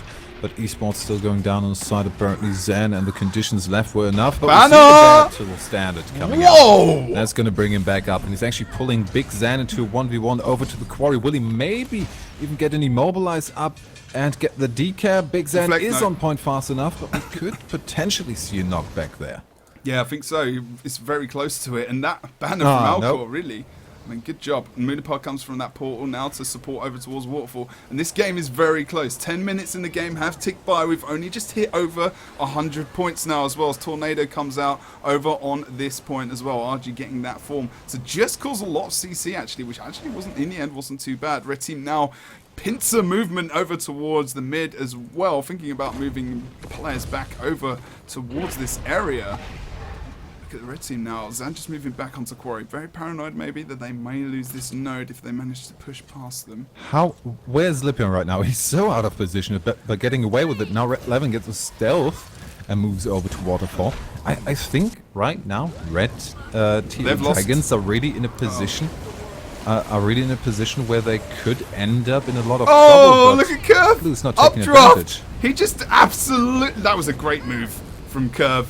Pulled them round the corner, suckered them into an alley and updrafted, and then just, good damage from Curve. Good survivability, and you can leave. I was about to say they've left the Elementalist over on this waterfall, then I was like, okay, it's Curve, so it's going to be fine, because, jumping around this side of the map as well as, this is great for Elementalist. This is the greatest point of defense to really keep it, especially in a 1v2. If you need to just survive as well. We're seeing a lot of skirmishing on this side of the waterfall as well. People are starting to fight a lot more around this area than we've used to be seeing. But I think actually Oracle might even be doing a little bit of... No, he's actually just resetting himself there. Red 11. Oh, RG. He did get the rampage, and he's trying to get some damage on Oracle. You can really see the Oracle focus. Oh, the right throw here. rock! Oh, the portal back as well. Just over towards the safe area. That's a really nice portal area to have. Because it's quite safe around there. It's not as easy to get to either, and it's line of sighting. So that's really good use of that portal. We don't see that much over towards that point of the waterfall. So good defense there.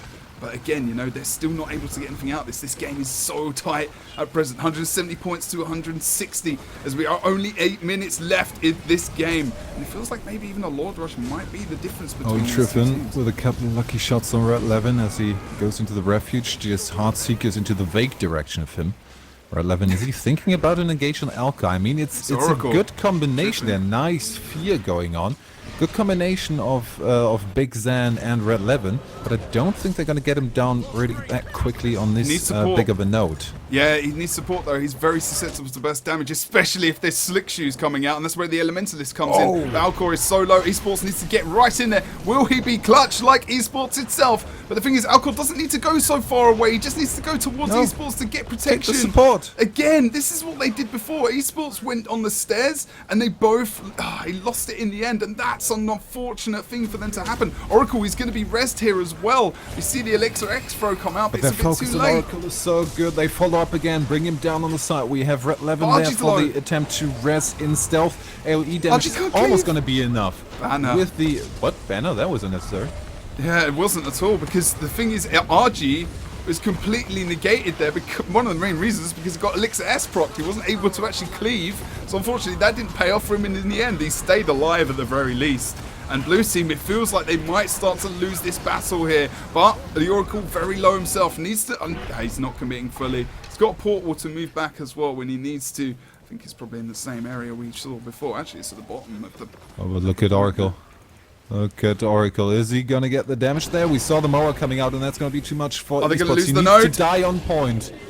Or not die at all. That's also a good move. Oh, and we can see Triffin coming onto the Oracle. Drops portal, moves back over to Waterfall. Oh, we can see the quick kill here at all. RG is not being focused at all here.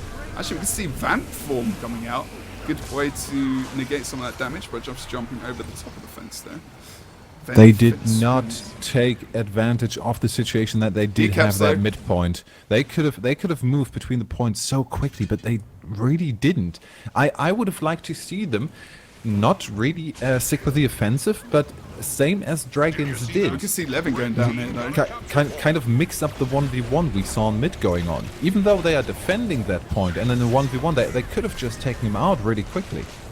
They could have gotten the entry kill on mid, but they decided to stick with that long drawn-out fight on Waterfall, and I don't think that's really benefiting them that much. At least it wasn't. I was going to say, Munipar coming over here, really, and being on this side of the map is really, really great for them, but they get the kill on Esports. Alcor, again, they might get the 2-cap here, but Alcor needs to stay in this committal. They need to hit someone back onto this midpoint, especially with the Thief respawn. They just need to go mid. This waterfall point is now just a distraction tactic. Curve knows that. He's moving over towards mid to support Alcor, but it's going to be too late. He's almost dead. This is massive. This... Vermillion's movement, unfortunately. Oh, and he's moving away again. Look at that. No. I mean, this time around, it might be a bit too much focus for him to really stick around and just bank on the support from Curve. But Misha's coming in, and that might be dangerous. We saw the Panic Strike proc. Block ability comes out, but he's not going to make it anywhere close to being assisted. Although, well, dying in mid-air is also an opportunity. The updraft comes out, moves in away from the rezzing of Alcor. They're not even going to bother that much with damage because they know it's just too dangerous for anyone from Vermillion to try and get the rest out. So they gave up on Alcor and really need to find some point of engagement. They need to play it a bit slow now for the next 15 seconds until we have him back in the map. They can't let them get another cap though, otherwise they will be out of... the range is going, you know, we've got 300 points. That's bringing very close to a Lord Rush. They don't want them to be over 100 points or so, but we're going to see Red Levin has been taken out here. Any cleave coming out from these guys, we're going to see, Stealth Port up top. Everyone knows where he is, but they're so far away. They're not able to get enough cleave down. Stealth movement back out. Oracle moves quickly over towards the waterfall with Red Levin. Looks like they might even get the kill on waterfall with no one there to support. Poor old Esports has been left in that position again where he's not supported by the blue team, and they're going to move straight over to the quarry. Now they're making a move. Yeah, getting Big Zan down. They need to move back into that. If they can support now over on the waterfall, that's going to be perfect for them. But Vapor Fall... They can keep Zan down. That would have been perfect. But Munipar with the solo res. That's going to be Munipar and Zan on that point, not letting them get anywhere with the cap. And now they're in the same position, now just on the other side. And Triffin are here. Oh no, they've got Alcor here as well.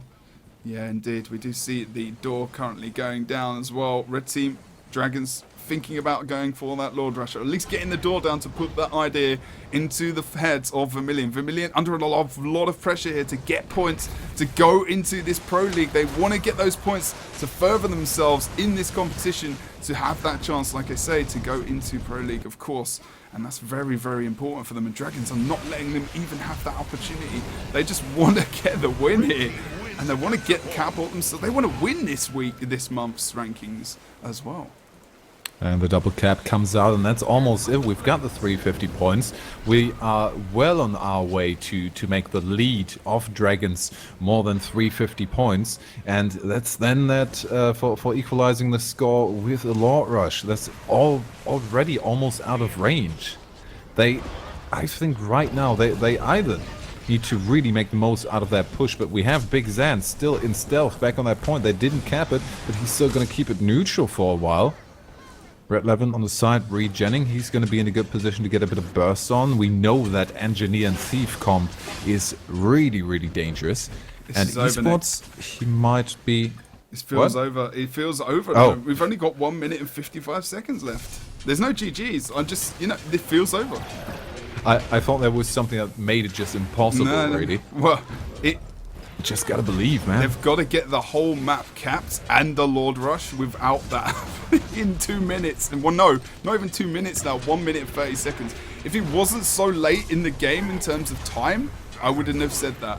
But yeah, where it is now, I don't see Vermillion coming back. And this is a strong performance from 55 today. A lot different to what we saw in the previous week. Especially if it were turned around, the team comp of Dragons is much more of in an aggressive role. They could have made one strong push and maybe rolled it over from this. But the way Vermillion might get control of the map will take them at least a minute, if not 2. And that I just don't see that happening right now. Especially with the down of Elko, he's on the side.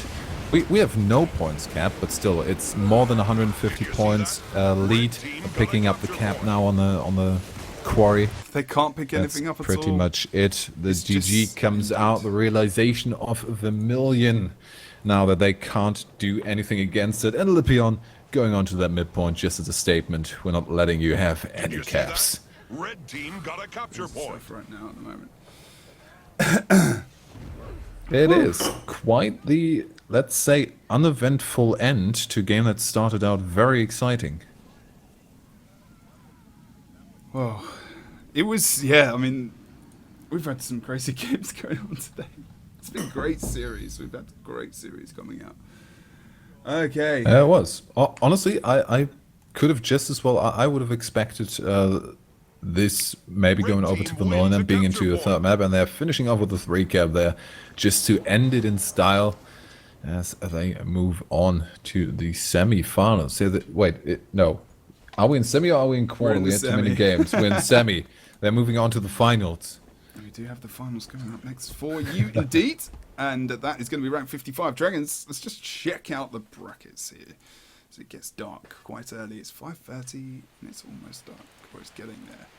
Let's just go into the brackets and check out exactly what's going on.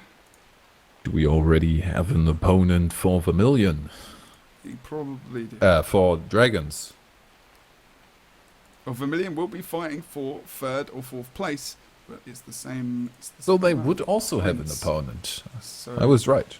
it's the same amount of points, but there is a gem difference, of course. So there is that, but the points obviously they want to get higher seeding for the monthly and whatnot as well. Okay, so let's go and double check. Orange Logo versus Purple Noise is not finished yet, as far as I'm aware. So we will be waiting for a break while we wait for that matchup to stop. Or at least it hasn't been updated as of yet. So we will see you very soon. Thank you for joining us for the ESL Go4GW2 Cup. And yeah, we look forward to seeing you in a bit. Again, thank you to all our alternative language streamers, casters today. We should be, I think we're in French, German. No German today. No German today. Okay. And we've got the Chinese casters in as well. Chinese region. Yes, there we go. So we've got 3 going on today. Spain casting? Not today, right? Who, sorry? Is Spain casting? Oh, actually, yeah. I think we do have Spain casting. I don't think they're casting the same games, though. Okay. Different ones. Might be over in the other arena. But otherwise, guys, thank you very much. We'll be going to a break now, and we'll see you very soon.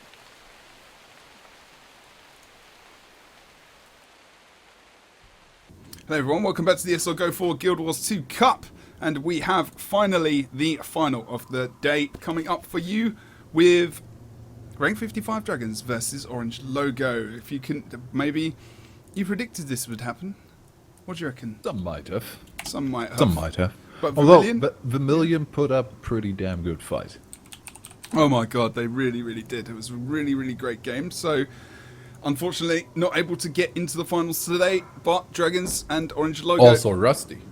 Let's Also not forget those Rusty guys. as well. That was big that they didn't get to this point in the day. But, of course, they did get defeated by Orange Logo. Both of those teams getting defeated by the finalists in the end. That was back in the quarterfinals as well.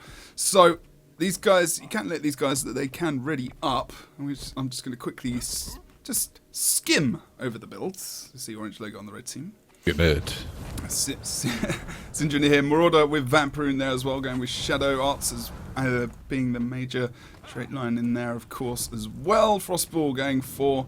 Oh, he's not going for Illusions here. He's going into Domination, Dueling, and also Chaos there, going for Sword Torch. Didn't. So that's the difference here as well. Still sticking with that Time Warp there. Minishi going for Vamp with Celestial Dagger Elementalist, and also going for the Fire line there with the Blinding Ashes. Tage playing Bunker Guardian at the moment as well, and then Snowball going for Blinding Ashes Fire line with the Celestial Vamp as well, of course. Do you want to skim over the blue team for a minute? Sure, let's do it quickly. And hope that these teams are ready up with the Oracle, who's gonna be running with the Centaur rune. Marauder's Amulet on that Sword Torch, Greatsword, and we have him. Also not going for Illusions. We have PU Mental Anguish build, Red Levin on that Backstabbing Thief, Dagger Pistol with the Marauders, and Deadly Arts, Trickery, and Shadow Arts. Lipion is going to be on a Shelpo Warrior, but he's choosing that shield. Everyone's picking up that shield. So nice to have. With the Settler's Amulet and the Tactics, Defense, and Discipline. Now we have Munapa on his Dagger, but he is going for the Earth trade line. And last but not least, we have Big Zan, Rifle, and Soldiers going offensive. Has Alchemy, Inventions, and Explosions. But nice mortar. When he's a Char, and then, yeah, it's always going to be that, indeed.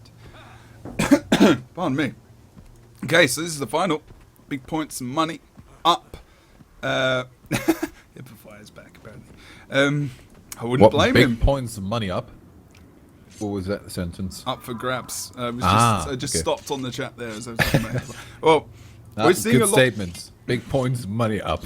Money up. Well, we at the moment, you would be surprised, or you wouldn't be surprised, that people are coming back to Guild Wars 2. Why is that? It's because of the Pro League. And we got stuff going down. Let me just flash this screen up for you, seeing as we're still waiting a moment and the Pro League stuff for Guild Wars 2 that's going on. We do see the preseason starting fairly soon in mid-November, of course, between the 14th and 16th apparently as well. And that's going to be the qualifier for the Pro League as well, of course. So we're going to see 4 teams going up from that. We've already got 2 teams from WTS from each region that should be going in. And then 2 teams from the Go4. The top 2 teams from the Go4, going into that as well. And the Pro League will be 7 weeks. The final will be a week, but the Guild Challenger League is going to be 8 weeks. And if you're not in the Pro League at that time, then you will, of course, have the chance to go into the Pro League with the Challenger Cup, which is going to be the top teams from the Guild Challenger League. You have to make sure you're fighting in your guild team to be to make sure you're involved in that. As obviously, you can have solo leagues and whatnot as well. So you want to make sure you're in that Guild Challenger League with your team, practicing and playing. And then you might have the chance to take the place of those lower Pro League teams. They have another chance to stay in the Pro League. If they defeat them, they will be staying. If they don't, they'll be going down into the Guild Challenger League. So that's the kind of... Loads of opportunity for new blood to come into the pro scene. Exactly. And everyone talking in chat about the fact that $200,000 is going to be spread between 2 top teams in the league. It's not that case. It's a pro league. Each team will have a share of the money. So that's what the pro league is, guys. You have a share of that cash, depending on where you come in that league. And then we have more money from the big tournament as well. That'll be something. Just the top team getting 200k. Why not? Yeah. Might be a little bit harsh. I mean, if you're a professional Has anyone ever gamer, seen a tournament where everything went to the top? Well, probably there are those, but it doesn't happen often and isn't that smart of a choice. No, it's a prize pool. not the price.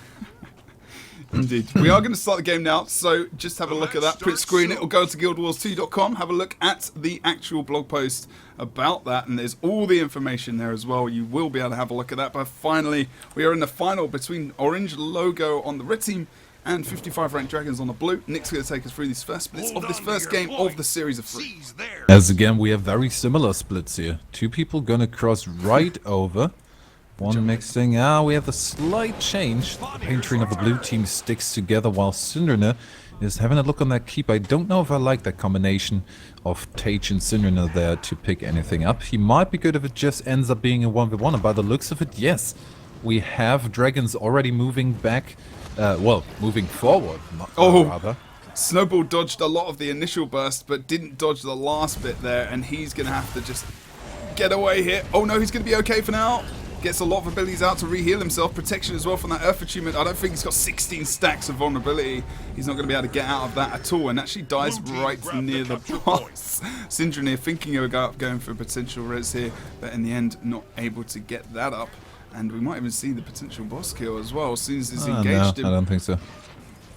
No, he's disengaged. That's a good idea. They want to get to mid as quickly as possible, because actually Orange Logo do grab the cap in the end as well. Minipie a bit too late there. Portal comes out. Syndrana does pop over towards this hench. This is fast movement from the team with 1 member down already, and they might be able to pick up the kill on Lepion. This could be quite a good movement from Syndrana and Frostball to get him into the node. Lepion very low himself. And we do see red team members back into the game as well. But Orange Logo are going to be lacking in numbers over on this side of the map. The survivor there really takes out every second, but Syndrana is down as well. We do have the stealth coming out. I'm trying to get him back up. Lepion still down. The damage seems to be a bit too much and no opportunity to rest. But now Red Levin on the side. He's in stealth. Oracle coming in. This is going to be a res of Lepion, and they're not really aware that has happened yet. That's going to make it really, really tough for them to get a kill on Lunapar if he sticks around. And they were so focused on trying to get the res up of Sin that they couldn't really get that focus concentration down, and Red Levin being stuffed. Well, that didn't really happen at the same time, so they could have if they'd known. Momentum though, if you've used all your cooldowns and you know you're under a bit of pressure, yeah, maybe you're right. The split there is a bit difficult, but again, over towards this midpoint, sustaining okay. Snowball able to keep the mid cap. We did see Zan trying to go for a little bit of a cheeky one there with the slick juice. And now we're going to see the Thief coming over towards this side of the map. Syndrana getting the decap. Now Zan has to move himself over there. Syndrana can move fast back into the map. Over towards Henge. They're going to be able to equalise this fight as well. Oh, blue team might grab the cap here actually. Easy cap there for them. Blue team grabbed the Oh, Tage down. That is very important there. And they're going to get the Tage down. No, 3 people rezzing and the damage doesn't seem to be enough. But that's pressure. What? Look how much pressure. But Tage, has he got all his cooldowns back? He pretty much has. So they'll be fine now as well. They'll be able to sustain this side of the map. But the thing is, they've already got the cap in their favour. And actually, red team members are moving back into the rest of the map. We've seen Frostball moving back over towards the sides. We've seen him move through that portal there. Trying to get the initial burst onto Big Zam, but it's so tanky. He's going to be able to survive quite well for a while. But the thing is, he's the only one on this side. And now rank 55 are moving right over to this node. Will they be in time though? Don't think they're going to get a quick kill here. I mean, simply the block ability is almost enough time for the reinforcements to start, especially since Syndrana isn't even close to that. If anything, he's only moving in now. We have Big Zan moving over to mid already, kind of the red team dispersing, trying to get a move on maybe. Oh, Zan is not in a good spot right now. No, I don't think they were. He was a bit too eager. I don't think they were expecting him to be the main focus, but the thing is they've gone for the focus on that. They've actually gone for the focus down onto Frostball, and he might go down here if he's not careful. Blood Frenzy causes a lot of that damage to be mitigated. They get the stealth, which enables him to move away there. It's a good job. And the rest of the members to split in half and go between mid and also this henge point. Actually, we've seen this a lot today. Teams unable to get those decaps and having to permanently move around the map. Yeah, just the ping pong match between the points, moving back and forth and not really having the momentum. I think sometimes a bit too hung up on trying to get a sneaky rotation in, not really concentrating on, and now we have the setup with the portal. They're moving back into mid. They might actually try something. No, are they setting up the portal? Yes. Going in stealth and then That's moving good! back onto the aggression. Instantly putting him into vapor form. Is he going to get the support? Maybe stealth. Oracle still very, very low. He isn't stealth, however, has the poison on him. As soon as he gets out, he might actually get killed by Minishi. Lipion is there Yeah. for a bit of support, and Munapar also to pick him back up, and not enough pressure really for anyone to get a burst down. The portal is still there, so they need to keep that in the back of their mind. And they actually got the decap here with Syndriner. Big Zan is coming back up. Are they gonna... I think they're gonna leave them standing there, gonna leave Snowball for the defense and quickly go for a portal move now. Yeah, we saw the portal coming out towards the keep, just on the Oh. roads. Okay, never mind. So that's already been used, yeah. But now, like you say, but Red Levin's in the right position again. Feels like he's doing a lot better in this game. We've only got one cap, and Minishi gets knocked back by the oh dear, by the turret explode. Not only that, but he does get the vamp form, which obviously means he's going to lose the cap there. And O'Hare, Tage is just keeping him there in that fight over on that side of the map as well. As we go over towards the mine, and Orange Logo trying to get something. They've got the decap, but again, not able to get the cap. They're going to get the decap again. No, they don't. Zan get knocked off. Oh, nice knockback with a great sword there coming out from Frostball with the illusionary wave. Good job from him. We're going to see the gain here for Zan as he comes into that mortar kit. And drops some damage as well. Let's get the pull onto Minishi. Nice job. Combination. And the slick shoes and everything else comes out. Sorry, not the slick shoes. Good job indeed. Sorry, what's the slick shoes? Oh, the damage on Syndriner there. We have a bit of AoE going on, pushing him into Vapor form. He gets off to the side, gets a bit of a reset. 11 now under pressure as he has the pain train right on his back. Goes off completely out of sight there. No chance for res. I don't think so. CC! Goes down before. We have the CC going on there, and I just wanted to say I didn't agree with Tage sticking on that side note for the entire time, so now they've pushed over to mid. I think that's good. Mid defense, rather Zan! Use a Tage for that. It's not worth exchanging Tage for Munapar. No. I mean, Zan almost went down there. Good portal move there as well, but that was so insane. Good stuff from the guys there. Big Zan trying for a bit of jumping power, moving off to the side, wants, I think, to be in a position. Oh, but the damage is a bit too much. Slick Shoes coming out, but that doesn't matter. Frostball is on a completely another level. Yes, he's a bit high up there to be caught on the Slick Shoes. We've got the portal coming out. That's again the aggression over to mine. Lipion under loads of pressure. We saw him dying before, but this time around we have the pain train on the side and Big Zan also on his way. And Lipion just does not seem to be able to be stopped. This guy's surviving ridiculous damage. Just over on this side of the map now. It's all resting on here, but we really need to see something else coming out. We've got the safety coming out from Munapar. He's going for that boss, as we see on the map. But they just need one tick, and it's so big and important over here on this side of the map. Lipion goes into the downstate as well. We're going to see a res coming out. This is difficult because Munapar's on the other side of the map. They've got no sustain or healing, but they're able to get him back in the end as well. And Red Levin now needs to just dip back out to regenerate himself, moving back in for the kill there. But with Frostball down... Oh no! I thought it was about to go down there. Oh my I think Lord. they just need to focus on the team fight now, but they've already got too much pressure on two people. Frostball so low he can't really play that aggressively. Snowball going down on the side. But we see, we have the Vapor form in the real, but he didn't get off the first bit of rest. Only now getting him back up. We have two people with a chase, and that's actually moving themselves into a position where they're pretty easily bursted. I'm surprised that wasn't taken advantage of. This is good. This is still sustaining this. One cap apiece. They really need to push out of here. And Orange Logo are actually losing this. Not able to get anything out of this at all. I don't think they need to. I think they're kind of a bit too much. Again, a similar story. Trying to play with a rotation in mind. It looked good for briefly. And I don't think they're going to get a quick burst on They Munapar. can't because he'll be in Earth. Look, he's just switched to Earth. He's got Stoneheart out. Can't be, it's not going to do anything. Oh! The CC from Muna as well. It doesn't even need Stoneheart apparently. What a boss! Good timing there. And the reaction from Munapar there. This guy is such a legend, man. Seriously, such a good player.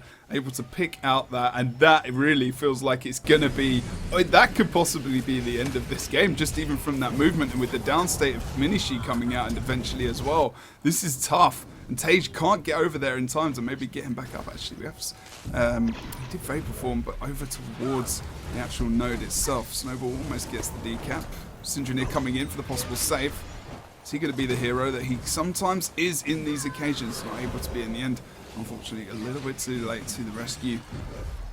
It gets Now- a bit too tough for them. It really looks like it might have been able, if immediately after the kind of failed attempt on the henge node, they would have been able to pull off a portal move. But portal was still on cooldown, so they couldn't do that. And right now the lead has just grown too much with too little room for errors. Oh, that pull from Zan onto Frostball was so good. That stops his momentum completely, and Frostball might actually go down unless he gets away. He does indeed with the blink, but still trying to be taken out from behind there. Oracle, oh wow, he was right next to him. Frostball just reversed up, went back over towards the mine. This lead, we've seen this so much today. Just this control of two nodes and almost the impossible rotation. What is... Oh, and the GGs come out. Well, now it's kind of clear that's going to be the case. Well, they got the decap, got the kill on Zan, as everyone has pretty much stopped playing. Okay. At least we have Red11 just standing around. He's surely going to win. That 1 point is kind of enough to carry them over. Okay. Even if they pick up the double cap there, they still need that decap on henge. And the GG. It really feels like today, whoever picks up the double cap first, it's gonna stay that way. Even with the very, very difficult to defend outer node cap on Niflhel, they managed to. Imagine that would have been keep and back node, or imagine that would have been the mid and back node over on Foefire. What are they gonna do then? Just like that, blue team takes a capture Normally, point. this is the setup that is very difficult to try and contest. Look at the point scores as well. Both teams very close, just like 10 or 5 or 10 points difference. It was really all possession in that game rather than the kills that came out in the end. I think 55 got a few more kills in the end, but unable to solidify the control of the map, of course. Also, if you say in chat that I have ruined your ears or that I am being shouting too loud, get used to it. That's what I do. I'm not going to be quiet and decrease my hype for anyone. I'm not apologising for that. I'm sorry. That almost sounded like there was going to be an apology coming up, but then no deal with absolutely no way, Just because that is me. deal. And that is my casting style. Turn down your volume because I'm here. Right. So, next part of this game, we're going to see on Foefire. So if you've just joined us, we haven't done this today. I'm going to try and use those map videos more often, as we saw in the latest Go4 Guild Wars 2 Cup Monthly. We're on Legacy of the Foefire. This could be the final map of the day, if Dragons do pick up the win. I think I'm just paranoid that. Oh no, I did give Dragons the win, sorry. Whew. It's only official if it's on the scoreboard. But yeah, this is Foefire. On this map, you have 3 capture points. You have 2 Lord objectives as well. The Lord, when he goes down, when the game starts, the Lord appears here for both teams in your keep area. So if you get the kill on the Lord, you get 150 points. And you also have to get points by getting capture points in the game as well.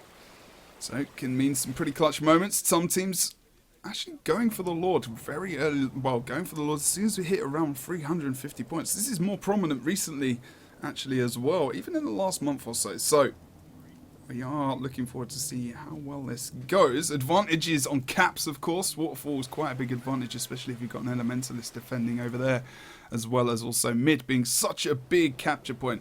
I mean, the Elementalist on that, if Elementalist anywhere is obviously a big advantage, is just what I'm currently saying. But anyone on this node has a big area to kite around and stick around on the site, because the cap is pretty much this size. So it's the biggest cap on the map.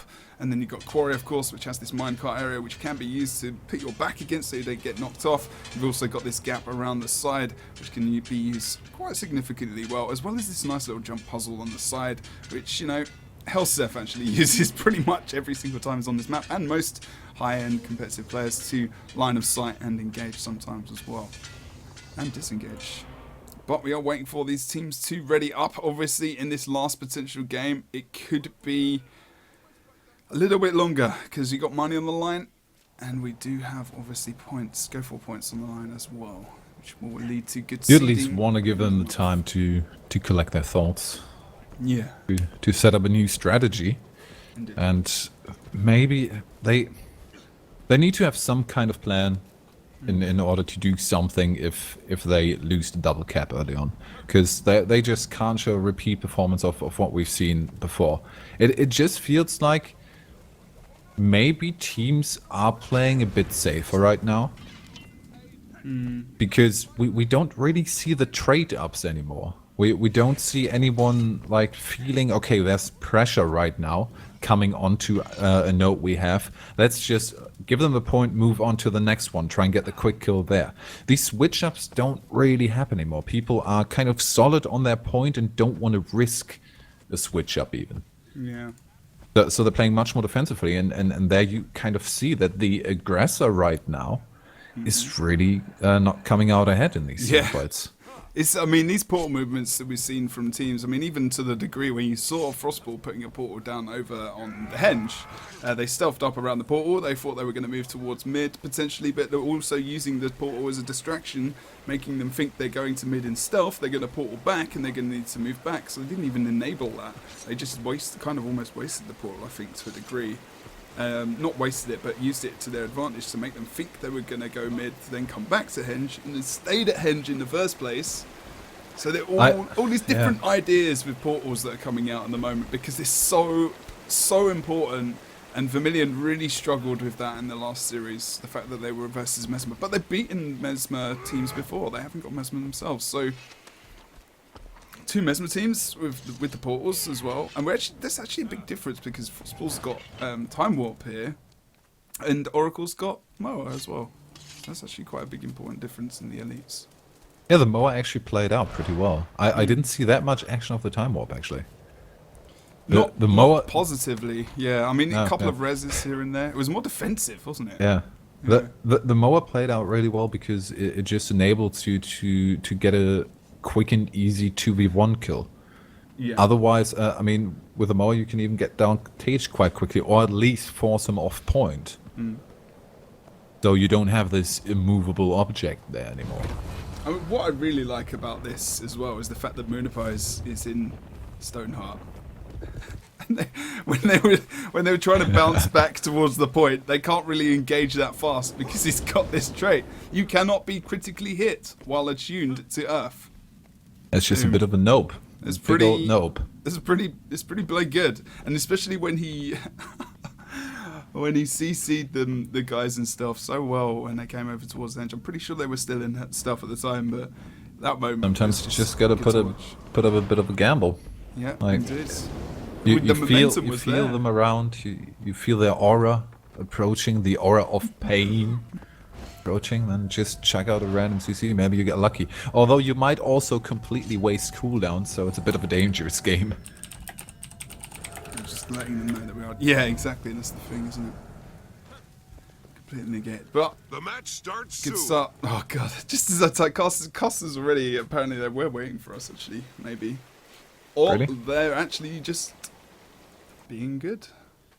Maybe it's just readying up today. EU has just changed completely. Like the readying up today has been brilliant. So good job to these guys. The reason we're going a bit longer today, guys, is we had 12 teams, so we actually had 4 series to bring you today. We actually didn't have a break, but we're still going. We've actually got good time today. And let's see if this last and most important series is going to end right here, right now, as potentially Dragons could claim the win. If they pick up this map, we see the pain trains kind of meeting. They are not aware yet of what's going on, but I think we saw the re-stealth. 2 people, Big Zan jumping in from the side. This is going to be an engage on Big Zan. Do we see the answer, maybe? The answer on Frostball? But no, target switch to Mini Sheep. It's a bit of a curious choice. I would have thought maybe you want to try and pick out the damage dealers, but Big Zan seems to be able to deal with those. Yeah, he's so tanky. He does get updrafted there as well, out of the slick shoes. We do see... Oh, Time Warp comes down from Frostball. Are they going to be able to get the engagement here? They need to use that quickness efficiently. Not in the resetting. End. Look at that. Orange, they just move completely out of it. Re-stealth themselves, get some healing, and they're back in it. Easy avoidance there with the Time Warps. Since the point's so sustained. And we still have the Moa. Misha now moving back into mid, maybe trying to get the Moa off on Tage, but first he needs to be careful that it doesn't just end up being blocked. Oh, yeah. But before I even finish the sentence, it's already been blocked. Red Levin was downstated there as well. He's got back up. So that's a big cooldown to use. Both big cooldowns from the Mesmers, not really being effective so far. And we do see, oh, Oracle just is about, he's about to burst. Frost comes in for the counter burst there as well, but the Oracle is in stealth currently as we go back over to the waterfall, where all the action is 1v1 currently over on the quarry node here and mid. So all the action. We are 2 minutes into this game and have 0 points on both sides. 2 minutes teams, with.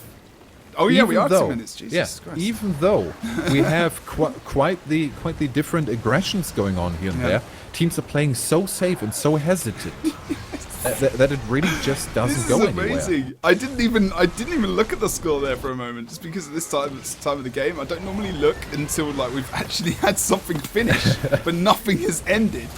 We've had cooldowns used, big cooldowns used. They'll start to come back up again, and that's when the game will start to hit. But we've still got 110 seconds left on that mower. And Misha actually getting pinned down here as well. Pulls out the Blurred Frenzy, which mitigates a lot of that damage coming in now as well. But he's going to be able to stealth and get back out there. But they go off node, and they just lose the cap there, contestant. Yeah, it feels like the team kind of picked up on the trend of the first. Oh, are we going to have a double down? Minishi as well. Frostball, Minishi, Frostball going to get back up. My no, God. the damage last second makes him stay down there. Blue team pick up the cap, pick up 2 kills, and this could snowball hard. Yeah, Levin's on the back of Syndrome as well. I don't think he's going to catch him, but now Sin has to stay towards this midpoint. That's considerable. That's massive, actually. 2 kills on this side. And now Sin, he's got a choice to make. Does he stay mid versus 4? Or and Tage is just going to have to tank. He's got no choice, apparently. But Syndrome, he needs to pop in and do some damage, because otherwise they're not going to get off Tage. And he's just going to die, and there'll be 4 men, another man down. Tage using the area well there, get line of sighting, and now Syndrome, which is what I said earlier, just trying to kite around the side, but even engages there quite bravely against the Oracle. Yeah, right now he also, look at that from doubled Sin. down on the role of being a bit of a point defender. Yeah. Now Tage is kind of low on cooldowns. He's going to have Shelter back up in a second. Made great use of the line of sight. And they're actually kind of picking up the cap there. Oracle needs to be careful. He doesn't want to give them the cap. And actually makes out in time. Big Zan, brilliant coordination there, but they get it in the end because they lock down Zan. And now we see the blue team pushing again into that mid node as soon as it gets capped. Or they're just going to stealth move through. Yeah, I mean, it looks like Well, they're not going to even go stealth, for the just +1. walk. Well, they've got two caps left until they get this quarry node. You feel like they're going to move over, but red team, as they respawn, they're coming into the node. Minishi solid on point. Snowball as well is on point as well. Really, it's going to be difficult for blue team to get anything out of this, especially with Tage over on that point. But look who's going to pop through first. That's why I went towards mid. Both Mesmers using both portals, and actually Frostball wastes Time Warp completely. That's a complete waste of Time Warp, but he did get the quickness enough to kill, to get a lot of HP down on Oracle, but that feels wasted. That feels wasted. He wanted to be prepared, I guess. He wanted to be prepared, but with 2 portals, you never know where people are actually going to end up. As long as the cooldown's still up, might see them pop out all over the place. We have the decap on mid. Keep on moving back into, and this looks good for Dragons right now. They could just go into defensive mode right now. I mean, whoa, they could do indeed. We can see Red Levin, though, coming over for the +1 on Quarry versus Minishi here. So we might even see them pick up a 2 cap unless they get some support. Even Oracle now, 3v1. They need to be careful. They Orange Lego really need the kill on Lippy on a mid, if anything here. Or even towards this waterfall node. But Zan does get knocked back here. Good CC from Snowball, just knocking him off the top. He gets onto point, and just as they lose the waterfall, they grab the quarry node as well here. So we're going to see damage coming out onto Frostball. Oh, but finally, Zan is being such a hero on waterfall right now. This is ridiculous. The kiting around that's going on. He's still keeping the neutral. Oh! Pulls out the cog shield as well for the block. Oh, look at that move. He can't survive this forever, surely. Oh, the lies going on, but we have Levin. He attacked, and he is revealed now. He's only now going into the stealth, and oh my his God, commitment is happening. There was no poison on there, which actually enabled him to solo rest that. Big Zan back up in the life. They gave up the cap, however. Double portal mid. This is fast action. Oracle goes back through that portal, though. Who ends up where? And ends up back at mid. He's gone through it twice. He's still stealth, though. I think he still wants to go back over there because he was significantly damaged. I need a bit of a reset. Midpoint now as well. This is where a lot of the action. Slow game, 8 minutes 30 seconds. 125 points just being reached by rank 55 Dragons. Now you can see over in the distance. That is the big danger. No, it's not. The big danger if you have a thief and you move in solo and try and burst with a guardian. You can be bursted down pretty quickly because there's not too much CC to be dangerous. So no, down in the corner. Frostball came in for the res there. I was using Tage as a bit of a camera angle again. Sorry about that, guys. But it was good vantage point to see that Frostball came in for the res. He got interrupted, and Red Levin actually jumped right onto him there as well. Stopped that and got the confirmed kill onto Sin. And those moments are really pretty bloody magical, actually, if I'm honest. Don't say magical quite often, but they're really important to make sure you solidify that kill and that movement and awareness, which is really good for Dragons at the moment. Just waiting to see if Orange Logo can come back into this here as well. Support going well for Lippy on this node. It's not back but Oracle with +1 going over to Waterfall. Snowball knocked off the side, immobilized. That's going to be the decap there. It might even be the kill. He tries to flash outside, but doesn't get it in the end. Pulls out the Fiery Greatsword, gets pulled. No, dodges the pull. Can at least keep it neutral for a tiny bit. Tries to play as best he can off the terrain there. Gets the support from Minishi. Are they going to move? No. Oh, Portal coming out again from Misha. And now they're assisting there. Mid, we have the Time Warp coming out. Are they going to get the rest? No, they can't commit. This is going to be a dead Lippion, and this looks like Orange Logo might finally have the kill they need. There we go. Yeah, that Time Warp, that was the best one we've seen of probably the game for Frostball. See Shadow Refuge coming out for himself and also Syndronit. They're just going to leave that point contested. They're going to go for the engage again onto Moonapie. We're going to see it's the same situation. And Ranked Dragons know that they're coming over here. Oh no, he doesn't get into Earth. He only just gets into it now. He gets taken to about half HP, knocked back off the side from the Great Sword there. Unfortunately, not a full decap. Like I was talking about this side area where you can knock them into. Good job from them. Portal back over towards the midpoint for that's so Sin good. and Frost. Big Zan is in so much trouble. Yeah, this is good. You're dead, mate. No, block comes out. Block shield. Don't underestimate Azan. But Waterfall could be, is going to be Orange Logos at the moment. Because it's been strong enough push. They've not need to get... No! Lippion comes onto node. Oh my good lord. I bet they were thinking, oh, we caught a break here, but no. But they're still in a good position. I don't think they could burst Tage fast enough. Now the pain train is coming back over. Lippion is under too much pressure. Maybe gets a bit of AoE stealth there, but Snowball is still on him. Snowball's still on him. Yeah, do we have a target no, they cut him down. Lippion getting him down. He can't battle stand it himself, but apparently the rest from 2 people and the stealth is enough for them to not to be able to AoE damage the hell out of him. Back up and alive. They're going to defend the neutral. Oh, no, they're not. 100-point lead. They're going mid. They're going mid, Nick. They've got the engagement here. Are we going to see the Moa coming out from the Oracle? It does have that signet up as well, indeed. It gets interrupted. Nice line of warding from Shane? From Tage. I guess the Moa gets the successful Moa. Tage is surely going to go down here. Red team need to defend. Snowball comes into mid. Tage goes down low, and he gets some regeneration from Snowball, and that's timing for you. And he's almost back to full HP. Orange Logo defend this well, but now they need to get back over to the waterfall as soon as possible. Did we mention that Tage is on a Selly? Oh my good lord, He's really? Sally Vamp. What? I just saw the Vamp proc and was a bit confused. Yeah, he's Sally Vamp. Didn't pick that up. That's my bad as well. That's interesting. Big Zan kill now over on Waterfall. Lippion also taking loads of damage in the middle of AoE. Got out of the CC there in the beginning. Tries to jump away. Oh, actually didn't pick up the Look at the stealth Oracle! there. Oracle keeps the cap contested by literally standing here. That's amazing. I can't believe he just saved them that many points. That was good stuff. He enabled them to keep the cap contested. They lose Lippion. They only just get the cap though. So we are now 90 points or so away, but blue team are losing members. This could be a possible snowball into a free cap if they're not careful, and blue team have to rescue. They have to go all the way across the map to defend the quarry. But now they know that maybe they have to prepare for this Lord Rush. Zan's going. Is Moonapa trying to hide? No, they saw him. And he's in such a bad position right now. They could just collapse on him. You get a bit of a reset there with that slight hiding mode. We have Sununa falling back. They can just play it defensive. They saw it in the games. They're picking up the lead in just a minute or so. They'll catch up. Yeah, they will catch up, and doesn't look like we have any early aggression going on from Dragons. They're playing it cool. That's good. Well, Orange Logo are holding at the moment because it looks like they want to go for a Lord Rush themselves, but Big Zan goes for the solo rush. He soldiers here. He's going to be able to CC and could definitely kill it solo just because, you know, he's got that much control, and in the end, he's going to be able to do it. But whether or not Red Team sends someone back is another... Oh, God, Frostball is solo mid. He's solo mid at the moment for me to say that. Really? Defense for the Lord as well. We see the Elementals coming in. Minipie still standing over towards this quarry node as well.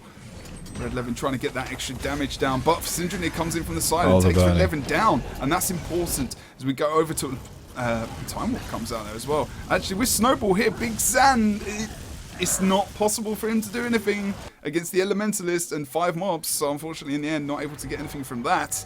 And Orange Logo are moving quicker into this Lord Rush here, but both Mesmers here have used their portal, Nick. Currently, they are on. So they're going to have to be waiting a little bit until we see a Lord Rush. Yeah, I don't think we're gonna see a Lord Rush, really. Look at Syndrome going down. Nice knock back onto Frostball. Good job on Quarry. I think both teams are solid enough right now. They have enough confidence to try and play it off the points. Yeah. I don't think we're gonna see Big Zan moving in again, and the portal setup right now is more to fight over the points. And there we see Oracle moving into the midpoint. But there's already too much happening there from the red team. Now, he's got 62 seconds left on his portal. Frostball used his first, which is really important. There's a good 10, 15, 20 seconds almost between those portals. So Orange Logo, 11? They're going for it in stealth though. That's also a possibility. You don't always need to do a fancy portal. We have them moving there. But Munapar's already there, and Syndrome trying to go for the defense, trying to go for the aggression. They definitely know it's happening, so they should be able to react fast enough. Let's get a target up on the boss and see how low he gets. Not quite 1/3 of the way yet. Syndrome is there. Syndrome going down there first, focusing on the people, he heals actually, to go for the defense. Heal comes through. We do have the stealth coming off there. Not much, but though. that's still loads of damage coming in. Tage trying to just knock people back. And No, interrupt the Lord! damage. That's gonna be That's it! And that's the win for Dragons. And they pick up today's finals. That was it. They already had 1 win, so the Lord Kill brought them over to 0 win. The Dragons over ORNG. That is... Oh, wow, our scene is so wide open at the moment. Orange Logo just lost to Dragons 2-0. Vermillion beat Dragons this past week. TCG aren't playing today. Members are. Yeah, a couple of them. How many teams at the moment have we got in this EU scene who can contest for the Pro League just being something absolutely ridiculous? Something so competitive. What would interest me is how Purple Noise did against Orange Logo. Yeah, that's potentially. True. We're forgetting about other teams as well. Purple Noise. Some other ones. Celerius, Everest getting through to the quarterfinals today. You know, it's looking good. Rusty, TCG, pretty much. I mean, a couple of them, and I think we're gonna have more people coming back in. And sure. I'm really excited for the first guys that start GW2 with the Pro League announcement, and now are fighting their way upwards. I want to see how long it takes for them. Yes. If they can already move into the next season. How hard? I personally can't really imagine how hard it is now as a complete beginner to get into GW2. It's just been too long for me. So I'm going to be interested if complete newcomers are maybe going to be in season 2 already. Well, there's a lot of incentive at the moment. Yeah. There's a hell of a lot of incentive. But we are going to end this stream. It's just at 6:30 in the UK. We need to get this one over and done with, so you can go and watch the NA one later with Mr. Hirix and also Mr. Storm as well. But yeah, it's been a great cup today. Thank you so much, guys, for joining us. 12 teams in the EU version of this Go4 Cup. There is one more remaining for the guys to have a chance to get in towards this Pro League, get towards the finals of the month as well. But otherwise, I have been Jebro. We've been Chronic Gamer as well. Don't forget to follow our Twitters as well for all PvP informations. You know, that kind of thing. I'm actually right now on 496 followers. Who wants to be the number 500? Oh yeah. So Bit yeah, of an incentive there. and also do not forget. I mean, this is the last note. We're going to have an ESL Weekly Cup on Thursday. Make sure you come and get involved in that. 101st. We had a 100th World Cup. ESL Weekly Cup on Thursday, which is a massive milestone for us. Don't see that ending anytime soon, even through Heartthorn. So use that as your chance to practice outside of the Guild Challenger League against very competitive teams as well. Yeah, gem prizes and whatnot for that. So a little bit of a sell for that. But otherwise, just make sure you stick to the ESL Guild Wars 2 site, and we'll see you very soon. Excited for everything that's coming. If we don't see you before launch, have an awesome launch of the expansion. Make sure you go and grab that, because obviously we want to see you in there. We want to see you in PvP. We want to see you in game. And yeah, Nick, anything else left to say? I'm kind of thinking if there's anything specific you're hinting at, but I don't think there is. So I'd just say congratulations to the winner. Thanks for watching, and see you next time. See you soon. Nick saluting as well. Bye-bye.